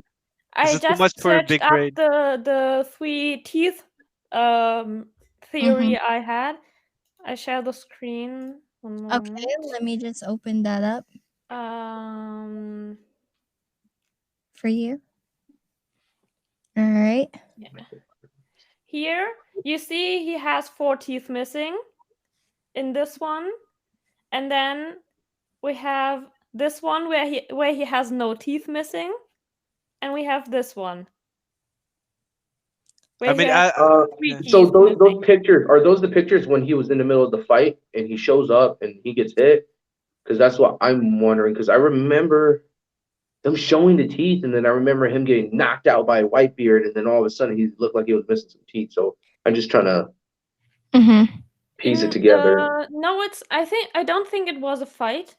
No. Also, when he was first shown on Jaya, he had 4 teeth missing. I know that for a fact that he had in this scene he had 4 teeth missing.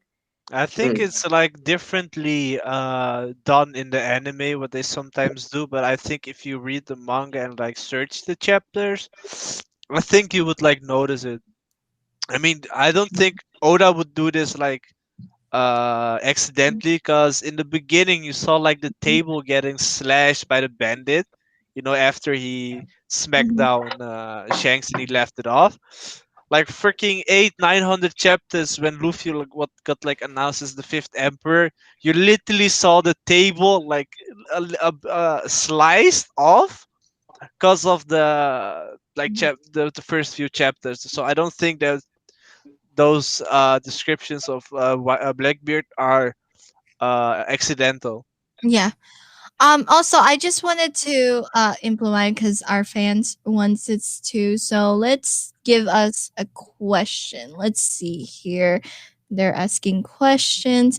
Okay, so what do you guys think?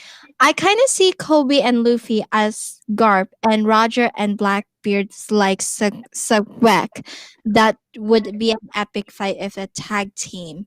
Like, but a 1 versus 2 would be a cool too. 1v1. So yeah, 1v1. So he's talking about like with Kobe and Luffy together with Blackbeard. Oh. Team up. It Against is the same Blackbeard. theory as the theory we talked about earlier, with Yeah. like Law being the Whitebeard to Luffy, Kobe being the Garp to Luffy. I mean, I could and- see Kid being Shiki because he likes to conquer things. Just saying. that actually, that makes sense. Mm-hmm. Yeah, but that adds up to the theory that Kobe is Garp to Luffy. Mm-hmm. Yeah. So, and also that Law is Whitebeard Yeah. to Luffy, and that I don't think about I'm not sure about Bonnie being Big Mom to Luffy. Yeah, I don't know. No. I don't think that's the right character. That's what Katakuri is there Um, for. Yeah. But also like Zoro being like Rayleigh and Sanji being like Doppelgaban. Sketchaban.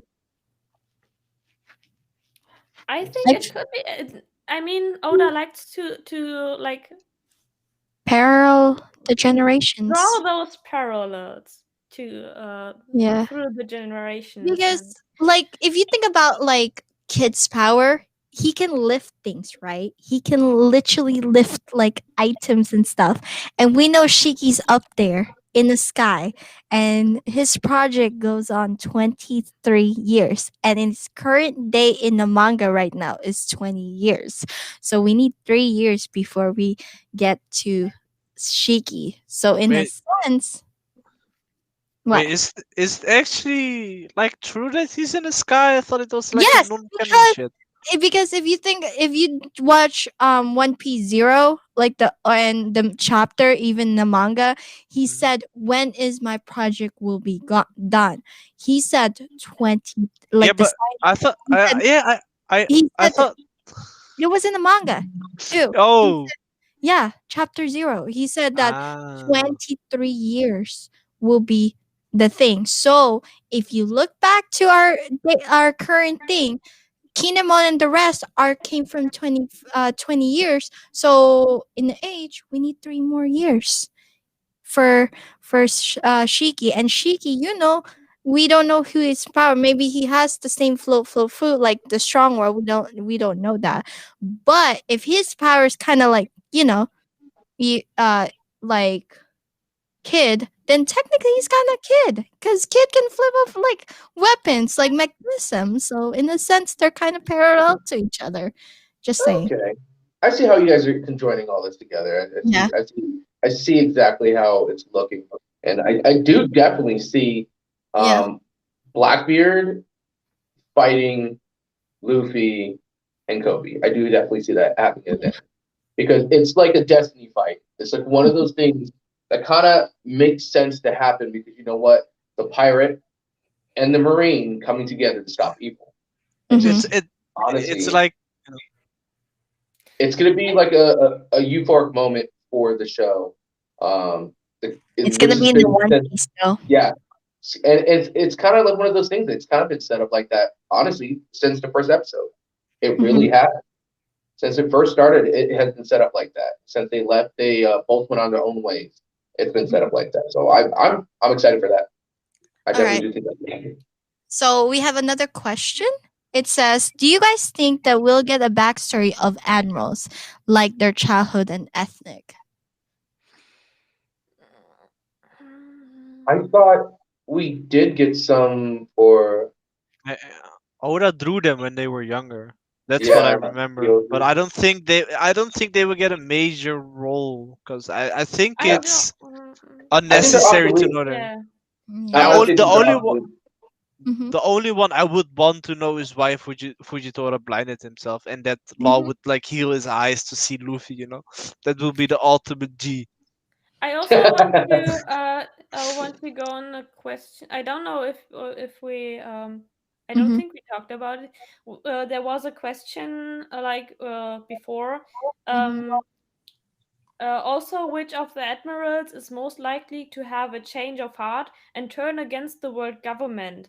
I see Fujitora and Kuzan already secretly working against them, but Akainu and Kizaru is hard.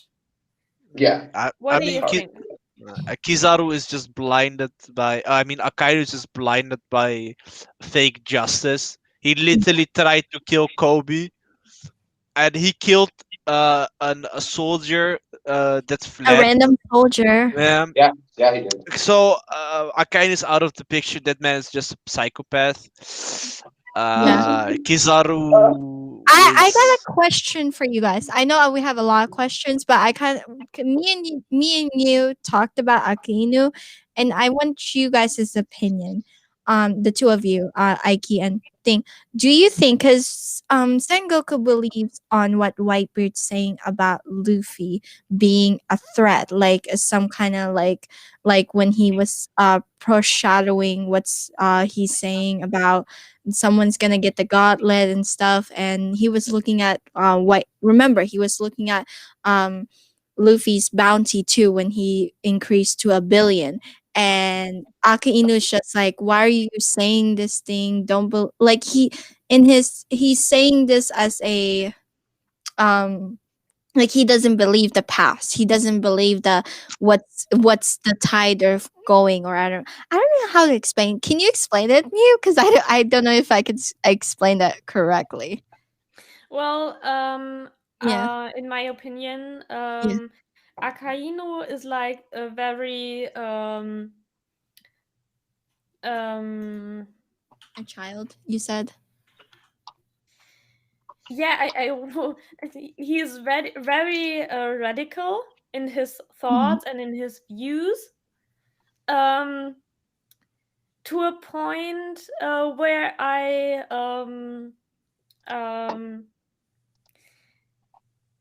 to a point where he has like no it doesn't matter who anyone what anyone says, he just doesn't believe in it. And Yeah. I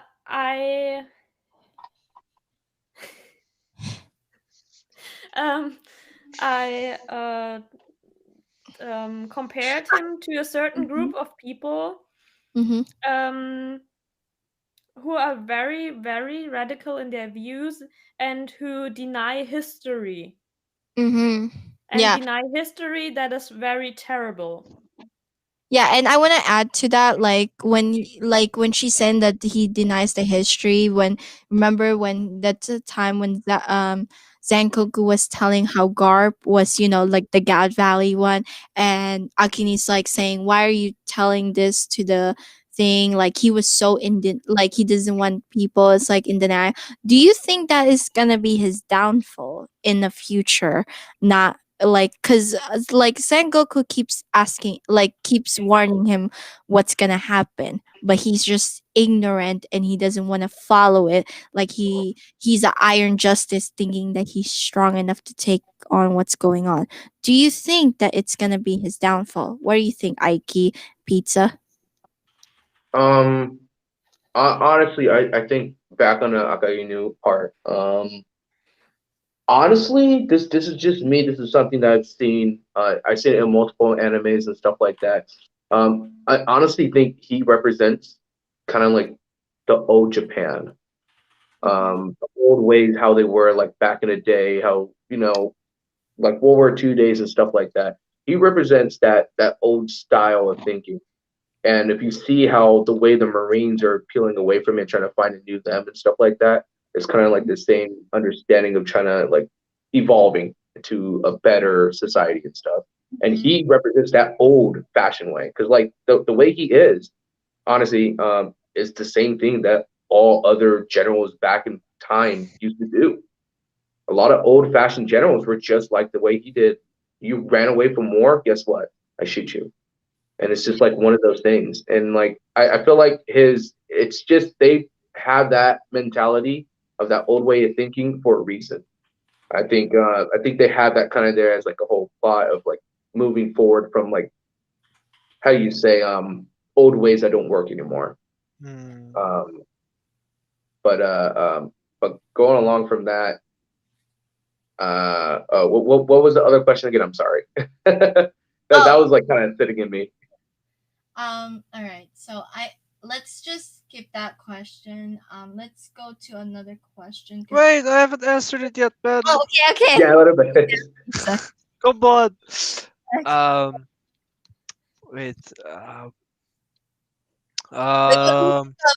Akini's like not listening to Zangonku about the warnings of the. Oh yeah. What I think about, I mean, he is ignorant about it, but I think he's Would trying to he's would you trying to think that's pull his up. downfall? Do you think that's gonna be his downfall? I think his downfall would Yeah. be it. I mean, I think he's trying to pull off some Basing say shit. Trying to trying to manipulate people.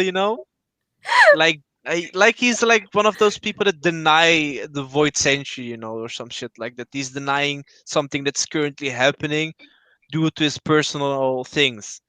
And if I remember correctly, Sengoku said that history is repeating itself. What Mhm. same thing what happened like with Mhm. what I could imagine Blackbeard versus Luffy and Kobe. It's like I think it would be like more of an history that repeats itself thingy, but to think about it, I think Akaido's gonna get like definitely gonna get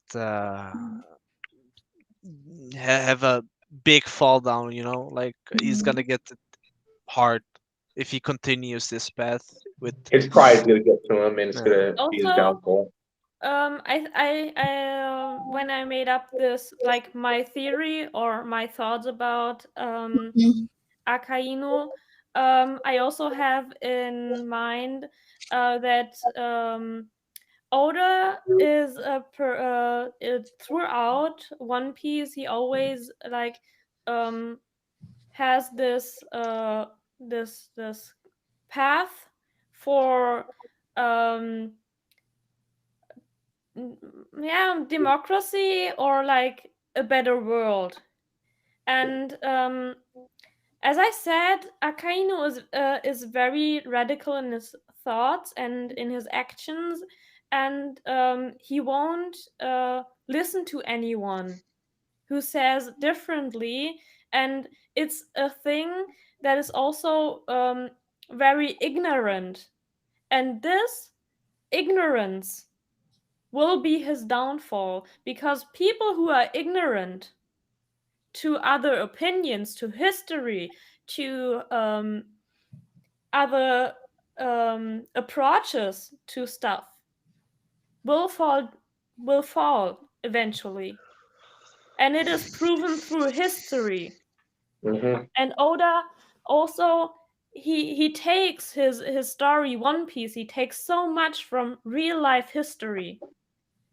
And I think that's also a thing that you have to think about if you talk about Akainu. Yeah, I think exactly the same thing. It kind of represents the past, the All right. old gutsy way. All right, I have a let's answer some questions because a lot of people will think. Let's go with, and also this one. Also, of which admiral? Okay, which of the admiral is mostly like to have a change? Oh, we already read that. Yeah, that's Shanks. the question I Go for the read. Shanks one. I'm looking at that one. Yeah. Let's see. Luffy. Okay. And what? Seriously. Okay. This one. I think Blackbeard and as I think Blackbeard, as they are from Quebec, is only some point that Luffy and Kobe will fight against like Roger versus Quebec, foreshadowing from Oda always. So do you agree with that? Is a foreshadowing that Roger and Kobe teaming up as I mean, sorry, Luffy and Kobe. Luffy and Kobe. Yeah. Luffy and Kobe will fight Blackbeard as a way of foreshadowing, just like Roger and Thing as some kind of way. Yes, I think that is foreshadowed. Okay. I think it's gonna be the same thing what I said Mhm. previously about the history repeating itself. You know. Mm-hmm. Yes. All right. So, I also agree it is foreshadowing, especially the position um Kobe has to Luffy, and how the whole dynamic Mm-hmm. is played out. I think it is foreshadowing. Okay.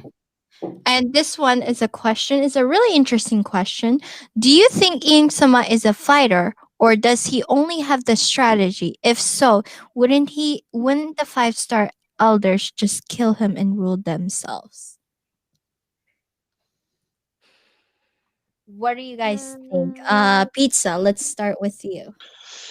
I mean, it's so difficult with him. I think there's like more behind that person that the five elders like would stay behind him or her.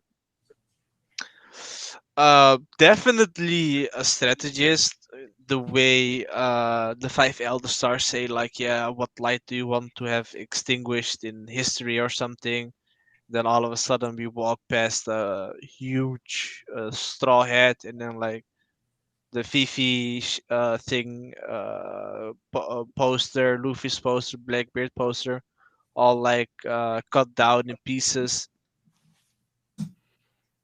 So, but I wouldn't know what what he would be, but definitely a strategist. So, Mhm. more I don't know. What about you, Aiki? I think definitely a strategist. As someone who sits on a pinnacle and all the way at the top, guiding people and telling people to do what they want them to do and stuff like that is the main judgment of whatever.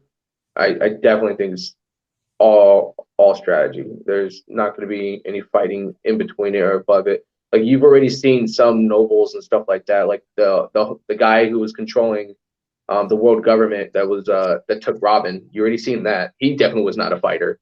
I think it's going to be the same thing with this person. I really do, and I think there's going to be a lot of moving parts with that end battle. But yeah, that's what I think. I don't think he's a fighter. No. Okay. What about you, Mew? I will agree. He's more a strategist than a fighter. As Aiki said, the people who are at the top and the people who rule and who are able to dictate a whole government have to be a strategist, Mm-hmm. because otherwise they would be thrown off the throne or their pedestal, and Mhm. they have to be able to manipulate people to Mm-hmm. an extent that Yeah. is like like I said, I like to draw lines between real life and Mm-hmm. how Oda writes his story, because Yeah. we all know that Oda likes to take Take stuff ex- from real life, extract things from history, and also the way Oda writes his characters is based on real life. Mhm. Yeah, I think the same. Yeah. And especially with people who are at the top of government. Mm-hmm. I totally agree with They that. have Honest. to, they have Mhm. to be able um, Strategize. to control people or direct people. And I think a character who's where it is shown directly is Dofi. Mm-hmm. Like, he is a puppet master. Mm-hmm. And I think Im-sama might be like the same, but in his own way, without the devil fruit, but with mind games and stuff like that. Mm-hmm. I think that he's also a strategist as well, because there's a lot of mystery behind Ingsama. But I want to do a big brain, just pulling big brains out there. I feel like he's one of those trader D's, like Okay. one of the trader D's, because I feel like when he was looking at the hat, you know, that remember the giant straw hat that we seen in this kind of fridge like looking in the manga, and we don't know who belonged to that. Like, we know that Luffy has Roger's hat, so who's that giant hat to? To me, I feel like that's some.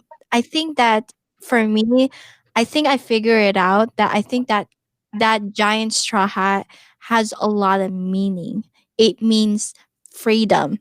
And I feel like it's like, you know, those like statues that most people put statues to symbolize their some kind of thing. And I feel like the straw hats in the old days in the void century used to be treated as a freedom, a symbol of freedom or something, and as they put that as a statue on a sense of kind of thing.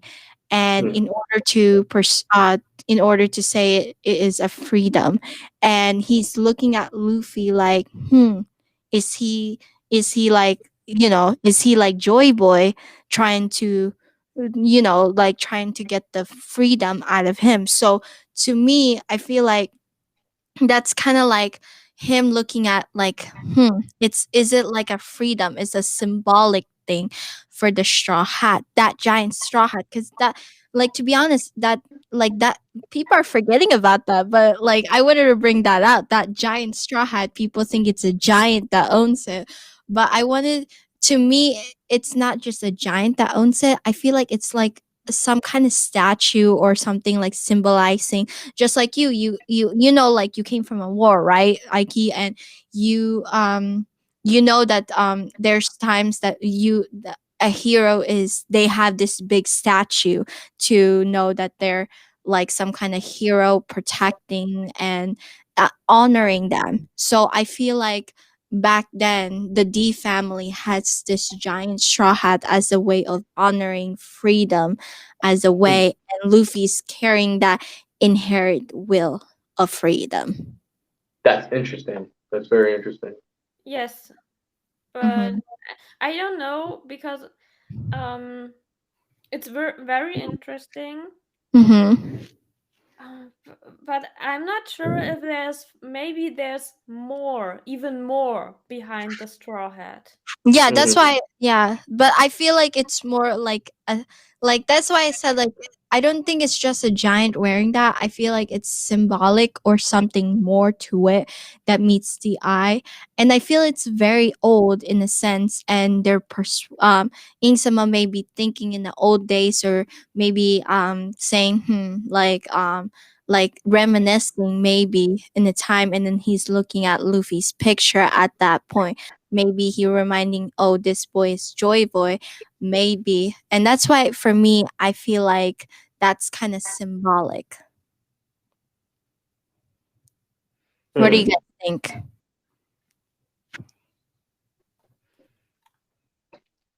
I'm not gonna lie. When I first saw the hat for the first time, I kind of overlooked it. Not gonna lie. Really? Uh, I really did. I saw it, I understood it, and I was just kind of like, okay, got it. Straw Hat. What are we getting out of this? But as you're saying that, it's very interesting. Mhm. But in that sense, if they did create that, why would that person have it if they're supposed to be kind of representing the pinnacle of evil? Mhm. So I'm kind of thinking about that's interesting. That's really interesting. Yeah. That's why I'm like I was kind of like shocked, and I know most of us forgot about that giant straw hat, and I wanted to bring that up because I've been rereading One Piece too, so in a sense I got to that giant straw hat part, so I was like, oh no. Like I'm in the reverie part now. So I was like, oh no, that giant straw hat, and I know you're gonna reach that, Aiki, if you watch One. Yeah. As soon as you said it, I had to look it up again. Honestly. I know, honestly, when I saw the Straw Hat, I was like, what the heck? Yeah. What the heck is the meaning behind the I giant did not know straw what to hat? think about it. Very I honestly at the right when I saw this panel, I thought okay, now I have to think about it. What could the Straw Hat be? My theory mind just picked it up. I started again, like thinking of theories. What could the Straw Hat be? Mhm. And I don't know. Yeah. That's the reason I was surprised that Aiki, you forgot about the Straw Hat. Yeah, I remember it, but I was like, God, I remember trying to find out, like, think about it, like, what is this? I don't understand. Yeah. And I kind of just like, you know what? Forget it. I'm moving on. Yeah. Well, I went back because, like I said, I reread it because for the game, but I just like I was also forgetting, and then it just clicked me that could it be is some kind of like a symbolization instead of a we think like out instead of like thinking of like general thing like a giant own it, maybe we think outside the box. Could it be someone from like a hero or someone who symbolize freedom, and a straw hat is a symbolized freedom for them, like a country. Mhm. That's why I Yeah. yeah, that's why I think, and it makes more sense that Inkzama is hiding it because he's like, think about it. He's against the concept of it, and he thinks so. If that is got out, it makes sense. Like for example, like of someone who's evil, they will hide things from you, hide the things that you think, and they would not show that. So it makes sense he stored that straw hat somewhere that nobody is gonna Yeah. so to me I feel like he hide it on purpose, but when he Mhm. looks at Luffy he feels like it's repeating again, like what happened in Void Century. Yeah. I'm thinking about that too. It's like, what? Mhm, Why hide it? Why just hide it? So there must be a mhm, deeper contract behind it. Because you know what? If you're hiding something, honestly, you're also saving it at the same time. Because if Mhm. you really wanted to get rid of it, you would have destroyed it. Yeah. Which is what actually a lot of people do to destroy certain monuments and stuff like this, so people aren't able to remember their past or history and stuff like that. Mhm. That happened with communism. Yeah. So I'm surprised he hasn't destroyed it in the sense. Yeah. That's very interesting. So now, God, now you got me thinking about it. I'm gonna go to sleep like straw hat, straw hat, straw hat, straw hat. Yeah. Because I don't know if you guys remember that. Entire community forgot about it. I just wanted to bring that up and just because I felt like that needs to be addressed. Oda would not put such straw hat in there without putting a connection to it. Yeah. So that's why I said, and then he's looking at. That's why I said like anything that to do with Insama, I feel like it's connection to what's happening, and it explains more. Like with Sabek, though, it makes sense because if Sabek has a D, and then it's a crash between the D's between Roger and Garp, and then we have Sabek, who's like if we know he's a D as well, then it's a crash between two D's. If you understand that. So in a sense, it's like kind of repeating three generations. If for example, if something happened in the void century, like I said, like for example, it's like a genocide and he betrayed thing and there was a genocide. Could it be that Ingsama was the first D and was successful and Skrek wants to be the king at 2, but he wasn't successful because 2Ds stopped him. Mhm. And then Whitebeard, who wants to be the king of the pirates again, and if we say Kobe and Luffy is gonna do it, like they're parallels, could it be that's the same thing? If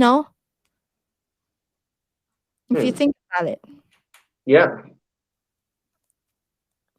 Cause I see the pattern.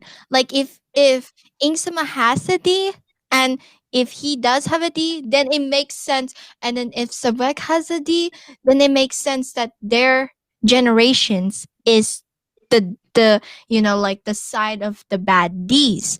And then Luffy and Roger or something could be the good Ds. You know what I mean? Yeah. And we have Definitely do. yeah. And then they definitely want to hide that. Yeah. Oh, God. Frank I Conundrum. I told you I was thinking out of the box.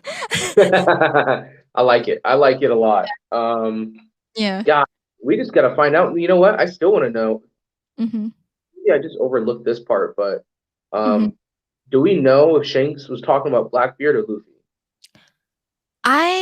I'll be honest with you. I would say Blackbeard would Yeah. be because I don't think he would because he said he bet his generation to Luffy. So Yep. I don't really think he's in and then I think the scar of thing makes it more hurtful to Shanks. So Yeah. I feel like he's implying that you need to take Blackbeard seriously because the Gorsei and this thing, they're just sleeping on Blackbeard. They're not Mhm. trying to attack him or something like that. So I feel like Shanks is warning that Blackbeard's on the move. And I feel like he's warning them that he's going after the 3 poneglyph that I was talking about, like the one with Big Mom. Because for me, I feel like he's gonna intercept thing and something is going to happen. He's gonna do something sketchy. We already know it's his person. Mm-hmm. It's the thing that he does, Mm-hmm. which is gonna be interesting. Yeah, and that's why I feel because Oda did imply that Shanks is on the move. So that means that he's not in Marizhra. He's on the move, meaning he's going to where Blackbeard is. Mhm. He actually he said that when the 1000 chapters came in, he gave a little note saying the red hair is on his move. So meaning he's no longer in Marizhra after that incident of Sabo and like that incident. So it Yeah, means true. that he's on the move, meaning he's going to Blackbeard. Mhm. Yeah. Because Blackbeard is going to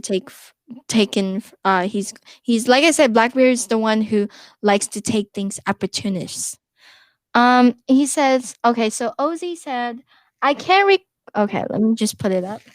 I can't recall all, but it didn't Don Flamingo gave us a hint that there is something hidden in the marine joie that can only get to the Opi Opi no Mi, lost fruit. I wonder what that is. Mm, I don't know Was, if is that Dofi. 906 you're talking about? No, Ozzy said, let me repeat it. It says that I can't recall of all of it, but it didn't Don Flamingo gave us the hint that there is something hidden in Marin Joie that can only get within the Opi Opi no Mi, lost fruit. I wonder what that is.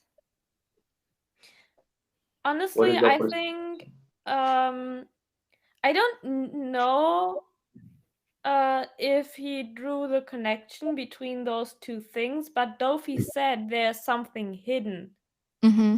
in Mary Joa, and that's the reason why he wasn't killed by the world government, Mm-hmm. because he knows something, and he's like, we know that Dofi was Mm-hmm. He's The dragon. was blackmailing the world government Yeah. on what's hidden in Mary Joa, but I don't know if he said that you can only get to it with the Opa Opa no Mi. But it would make sense because Mm-hmm. before Law got the Opa Opa no Mi, Mm-hmm. the world government or the Marines were would have Yeah. spent 5 billion Mm-hmm. 5 billion berry on it, Yeah. and it's like it's a high price. Yes, it was. It's Is that during that arc, or is that? Yes, Oh, it was. here it It is. was. So he said he spoke about a treasure that is an internal operation. I think that's what he. Yep, right here. but Did it send an assassin here to shut me up in order to prevent me from telling anyone about this secret treasure hidden in Marigozi? Isn't it fine to reveal what it is already? Power degrades quickly, and anyway, it rots away in no time at all. Mm-hmm. And then that's the part where it shows what is his name? Walking into that vault with the hat. Yeah, yeah, yes. How big is this person? Gosh. yeah. Well, but I Mhm. think he spoke about the treasure and the eternal operation, but the eternal operation is like the end, like the operation of the Opa Opa no Mi. Mhm. But it doesn't. I don't think he said that you have to have the Opa Opa no Mi to get to the thing that is hidden in Mary Joa, right? Yeah, he Yeah. didn't. Because Dofi wanted the Opa Opa no Mi to be immortal, right? Yes. Or Yes. have like eternal youth. Mhm. We still don't know which of both what it Or is. maybe using it a way to dangle or control, manipulate the celestial dragons or any like the five elders, because I feel like he's also that kind of type of person who would, if the world government is after certain things, he would take it and then dangle it and as a way of manipulating them, or I don't know, it's something that he wants to use it to. But yeah, he does want to operation, but I feel like he's more of like wanting to take the like dangling that Opie for them. Good question though. Really good question. Mm-hmm. Okay, so let's see. We have a question. Oh, okay. So That's that the is same question. okay. But That is. also, Mhm. as you said that the when we get the part of the eternal operation and the thing that is hidden Mhm. in Merijoa, Sure. and how Dofi um speaks of it, and how Yeah. Dofi mentions that. I think that was the thing that got me thinking the most about the hat, because Yeah. it was shown right after Dofi said, like, there's something hidden in Merijoa.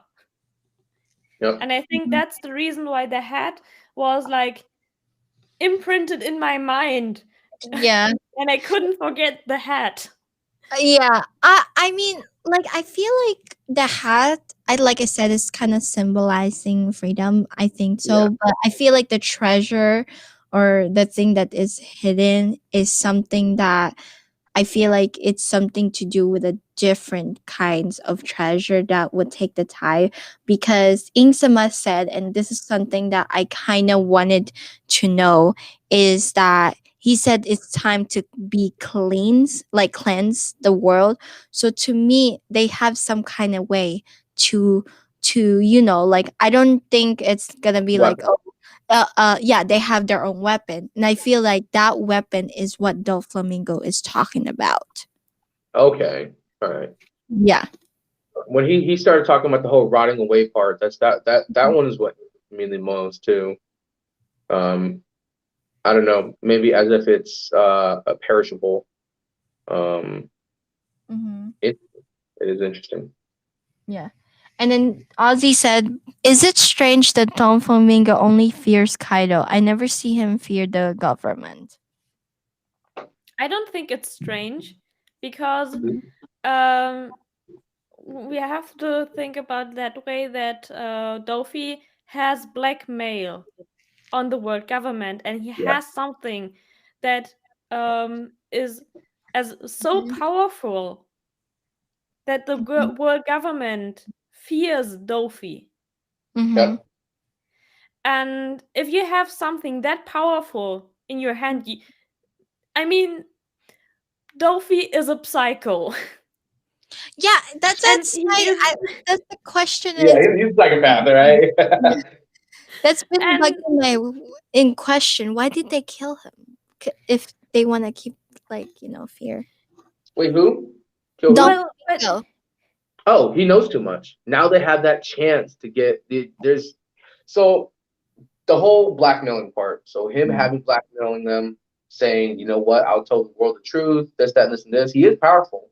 Yeah, it would take so many people to attack him, just take him down. We already saw that with Luffy and all them. Um, Mhm. so just that shows how enormous that secret is, and it shows how much and what it can do. Most likely, if they literally just let him do whatever he wanted, Yeah. he can and do what. also Mhm. and also I think I mean, Dofi is not stupid. No, So Mhm. he has a backup plan, like, for Yeah. example, trouble or something like that. If he dies, there will something happen bad for the world government, and the world government knows it. So the what is with Kaido, Mhm. Dofi doesn't have really blackmail on Kaido, I think, or No, yeah, he nothing that would harm Kaido to you the can't really extent. blackmail Kaido in the first place. Yeah, There's so no blackmailing them. he fears Kaido because he can't blackmail him, and he Yeah. can't control Kaido. Yes. Yeah, I He got can it. try Mhm. Mhm. like um Mhm. to make Kaido do stuff that he wants to do, but Yeah. not the way he is usually doing it. For example, with his devil fruit, because I Mhm. don't think it would work on Kaido. But he's making the deals with Kaido, so he Yeah. has to be more diplomatic with Mhm. Kaido Yeah. to That makes control Kaido to an extent. makes sense. I do have a thing that the community what like thing they have a hard time with Whitebeard especially with Whitebeard, and I want YouTube's opinion about it. It's about like they were kind of disappointed with Whitebeard, why Whitebeard didn't go back to Wano to help the people there, and that because like Odin was his brother or something, so why didn't he come back and help them if he was like his family? So a lot of people were disappointed on that. What do you take from that? Your guys' opinion. Do you think that he's kind of like devaluing his honor of family, or do you guys think that like he's not strong enough to take Kaido, or what do you guys think of that, honestly? Not strong enough to take Kaido. Whitebeard was not strong enough to take Kaido. Mhm. Also, Not at the time. at that point, Odin was already dead. So the remaining family he had, Mhm. like Odin was his brother, not the people Mhm. of Wano. Mhm.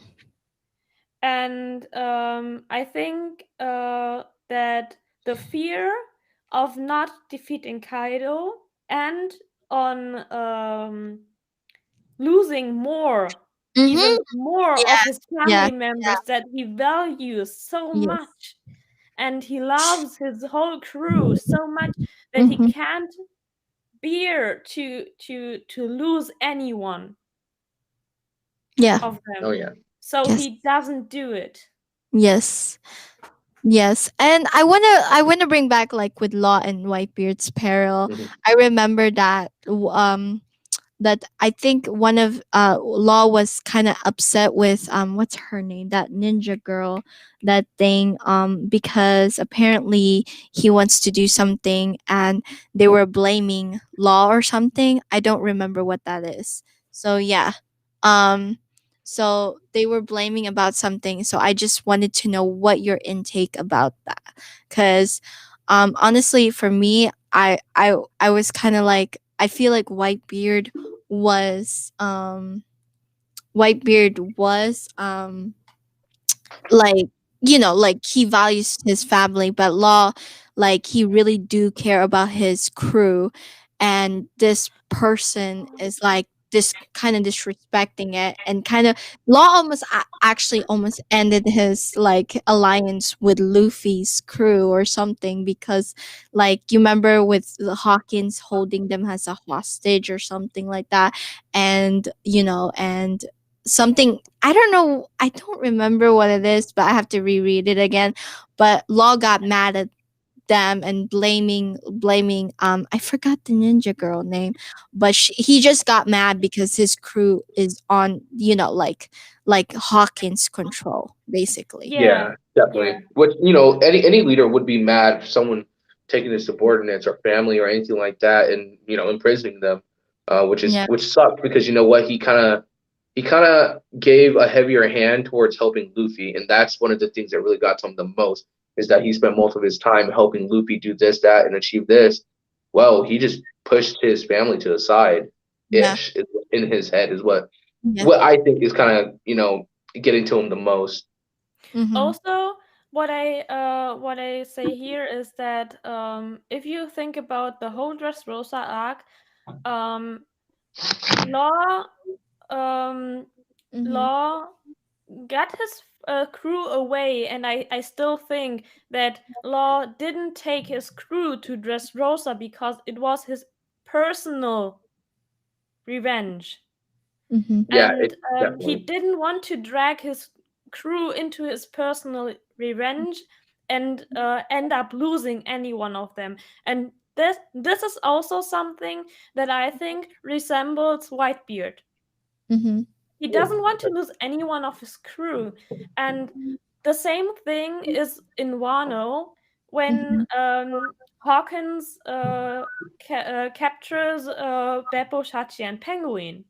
Mhm. Law goes to rescue them, and he gets he is criticized for this, Mhm. that he wants to rescue his family. I mean, Mhm. they grew up Together. since the age of 13. They grew Mhm. up together. Like they are probably like brothers. Mm-hmm. And not to save his family is something like naturally he gets mad. And honestly, it's also something that Luffy would have done. Yeah. And you have to also think about like lost like backstory. He lost his entire family, his Yes. little sister, and like he sees how much it was massacred. It's like this white disease taken, and he felt like if he doesn't protect the only family he has, he felt like it's gonna be repeating again, and he does not want that to happen. He does not want any more regrets of what he did. He wasn't strong enough when he was a little kid, so he feels like he needs to take this and save them, even though he was being criticized by them. Mhm. What do you think, Aiki? Do you agree? Yeah, I do agree on that point. I really do. I think it's interesting about how Law is going through all that. Yeah. Um, I guess I just have a different thought of it though. Yeah. I felt like, him being a leader of a crew, a lot of leaders would actually be like that no matter what. Good Mhm. leaders. Yeah. Good leaders are already like that in the first place because these people have already went through to follow you and everything. So honestly, as that me being in the world that I was in, as a leader, Mhm. usually, even though personal ordeals or anything like that, a lot of times your followers would do it anyway. Mhm. They believe in you that much, they'll do it anyway. Which is how the Straw Hat crew is. No matter Mhm. what, whether it's for their personal reasons or not, they would do whatever they can for their Mhm. team. So I think his whole concept behind leaving them behind, I think that's interesting. I think it's interesting. Yeah. And I think so too, because like a lot of people misinterpret Law a lot, and then remember the gag thing that they did, that Laws might be subordinate to Luffy now because of the joke, and then like thing, and Laws being petty about it. But I don't think so. It's I just actually remember Chopper being tied to his head and like Yeah. his face. And his face every time they like include him and stuff. Yeah. Yeah. So I think the relationship between the Law and Luffy was really great, and I really like how Law came into the Marineford. Like he doesn't have the right to do that, but he came to Marineford to save Luffy in a sense. And like he would use Luffy in a, like, an alliance, but I feel like in a sense he was also doing it out of something because to me, like, He felt like he had to do. yeah, he has to do it, and he was the only way, easy way for him to get there is through saving Luffy and stuff. And he feel like Luffy also has the same name as him, the D, so he Yes. doesn't want his fellow D member to die on that field. Also, I think what also played into Law's decision to go to Marineford and save Luffy was the Mhm. punch of the Celestial Dragon, Mhm. because Corazon said to Law that the clan of the D are the natural enemies of the Celestial Dragons, and Luffy showed that, exactly that, in the auction house.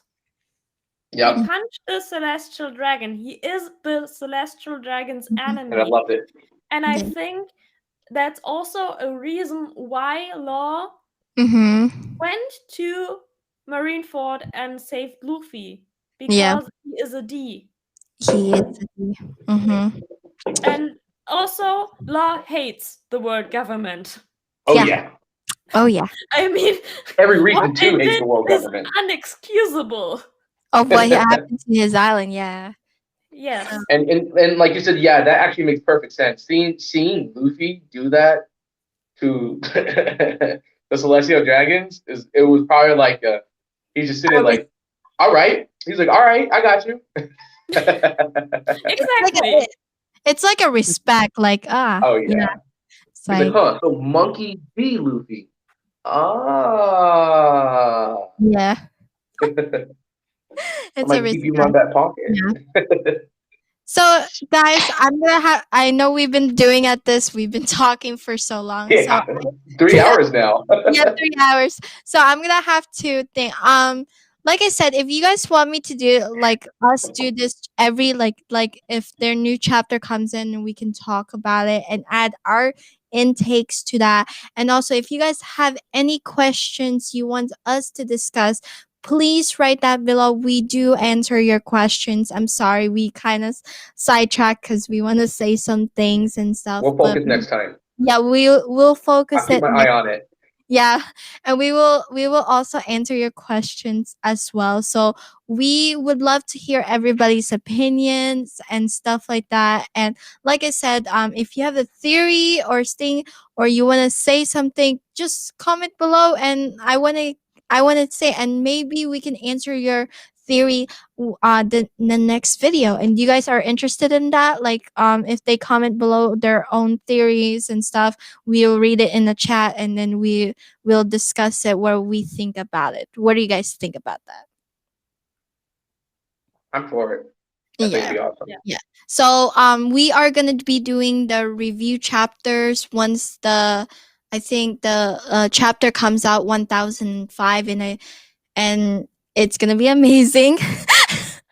But I'm not gonna say anything. But like I said, like just stay tuned for that chapter drops in and stuff.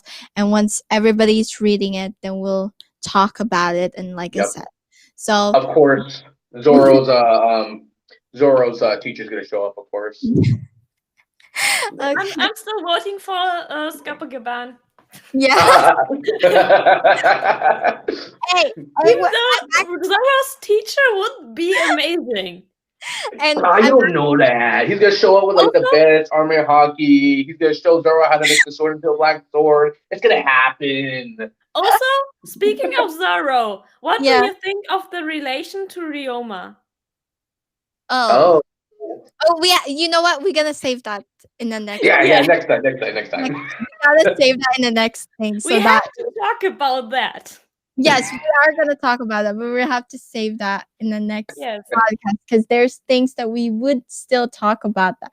But like I said, guys, if you want more of this content, One Piece, don't forget to subscribe and hit that notification front and ring that bell if you want more of this content in your news feed. So make sure to comment below. All right. And this is Aiki. Mew, say hi. Bye, guys. Bye. Bye. Watching. Bye.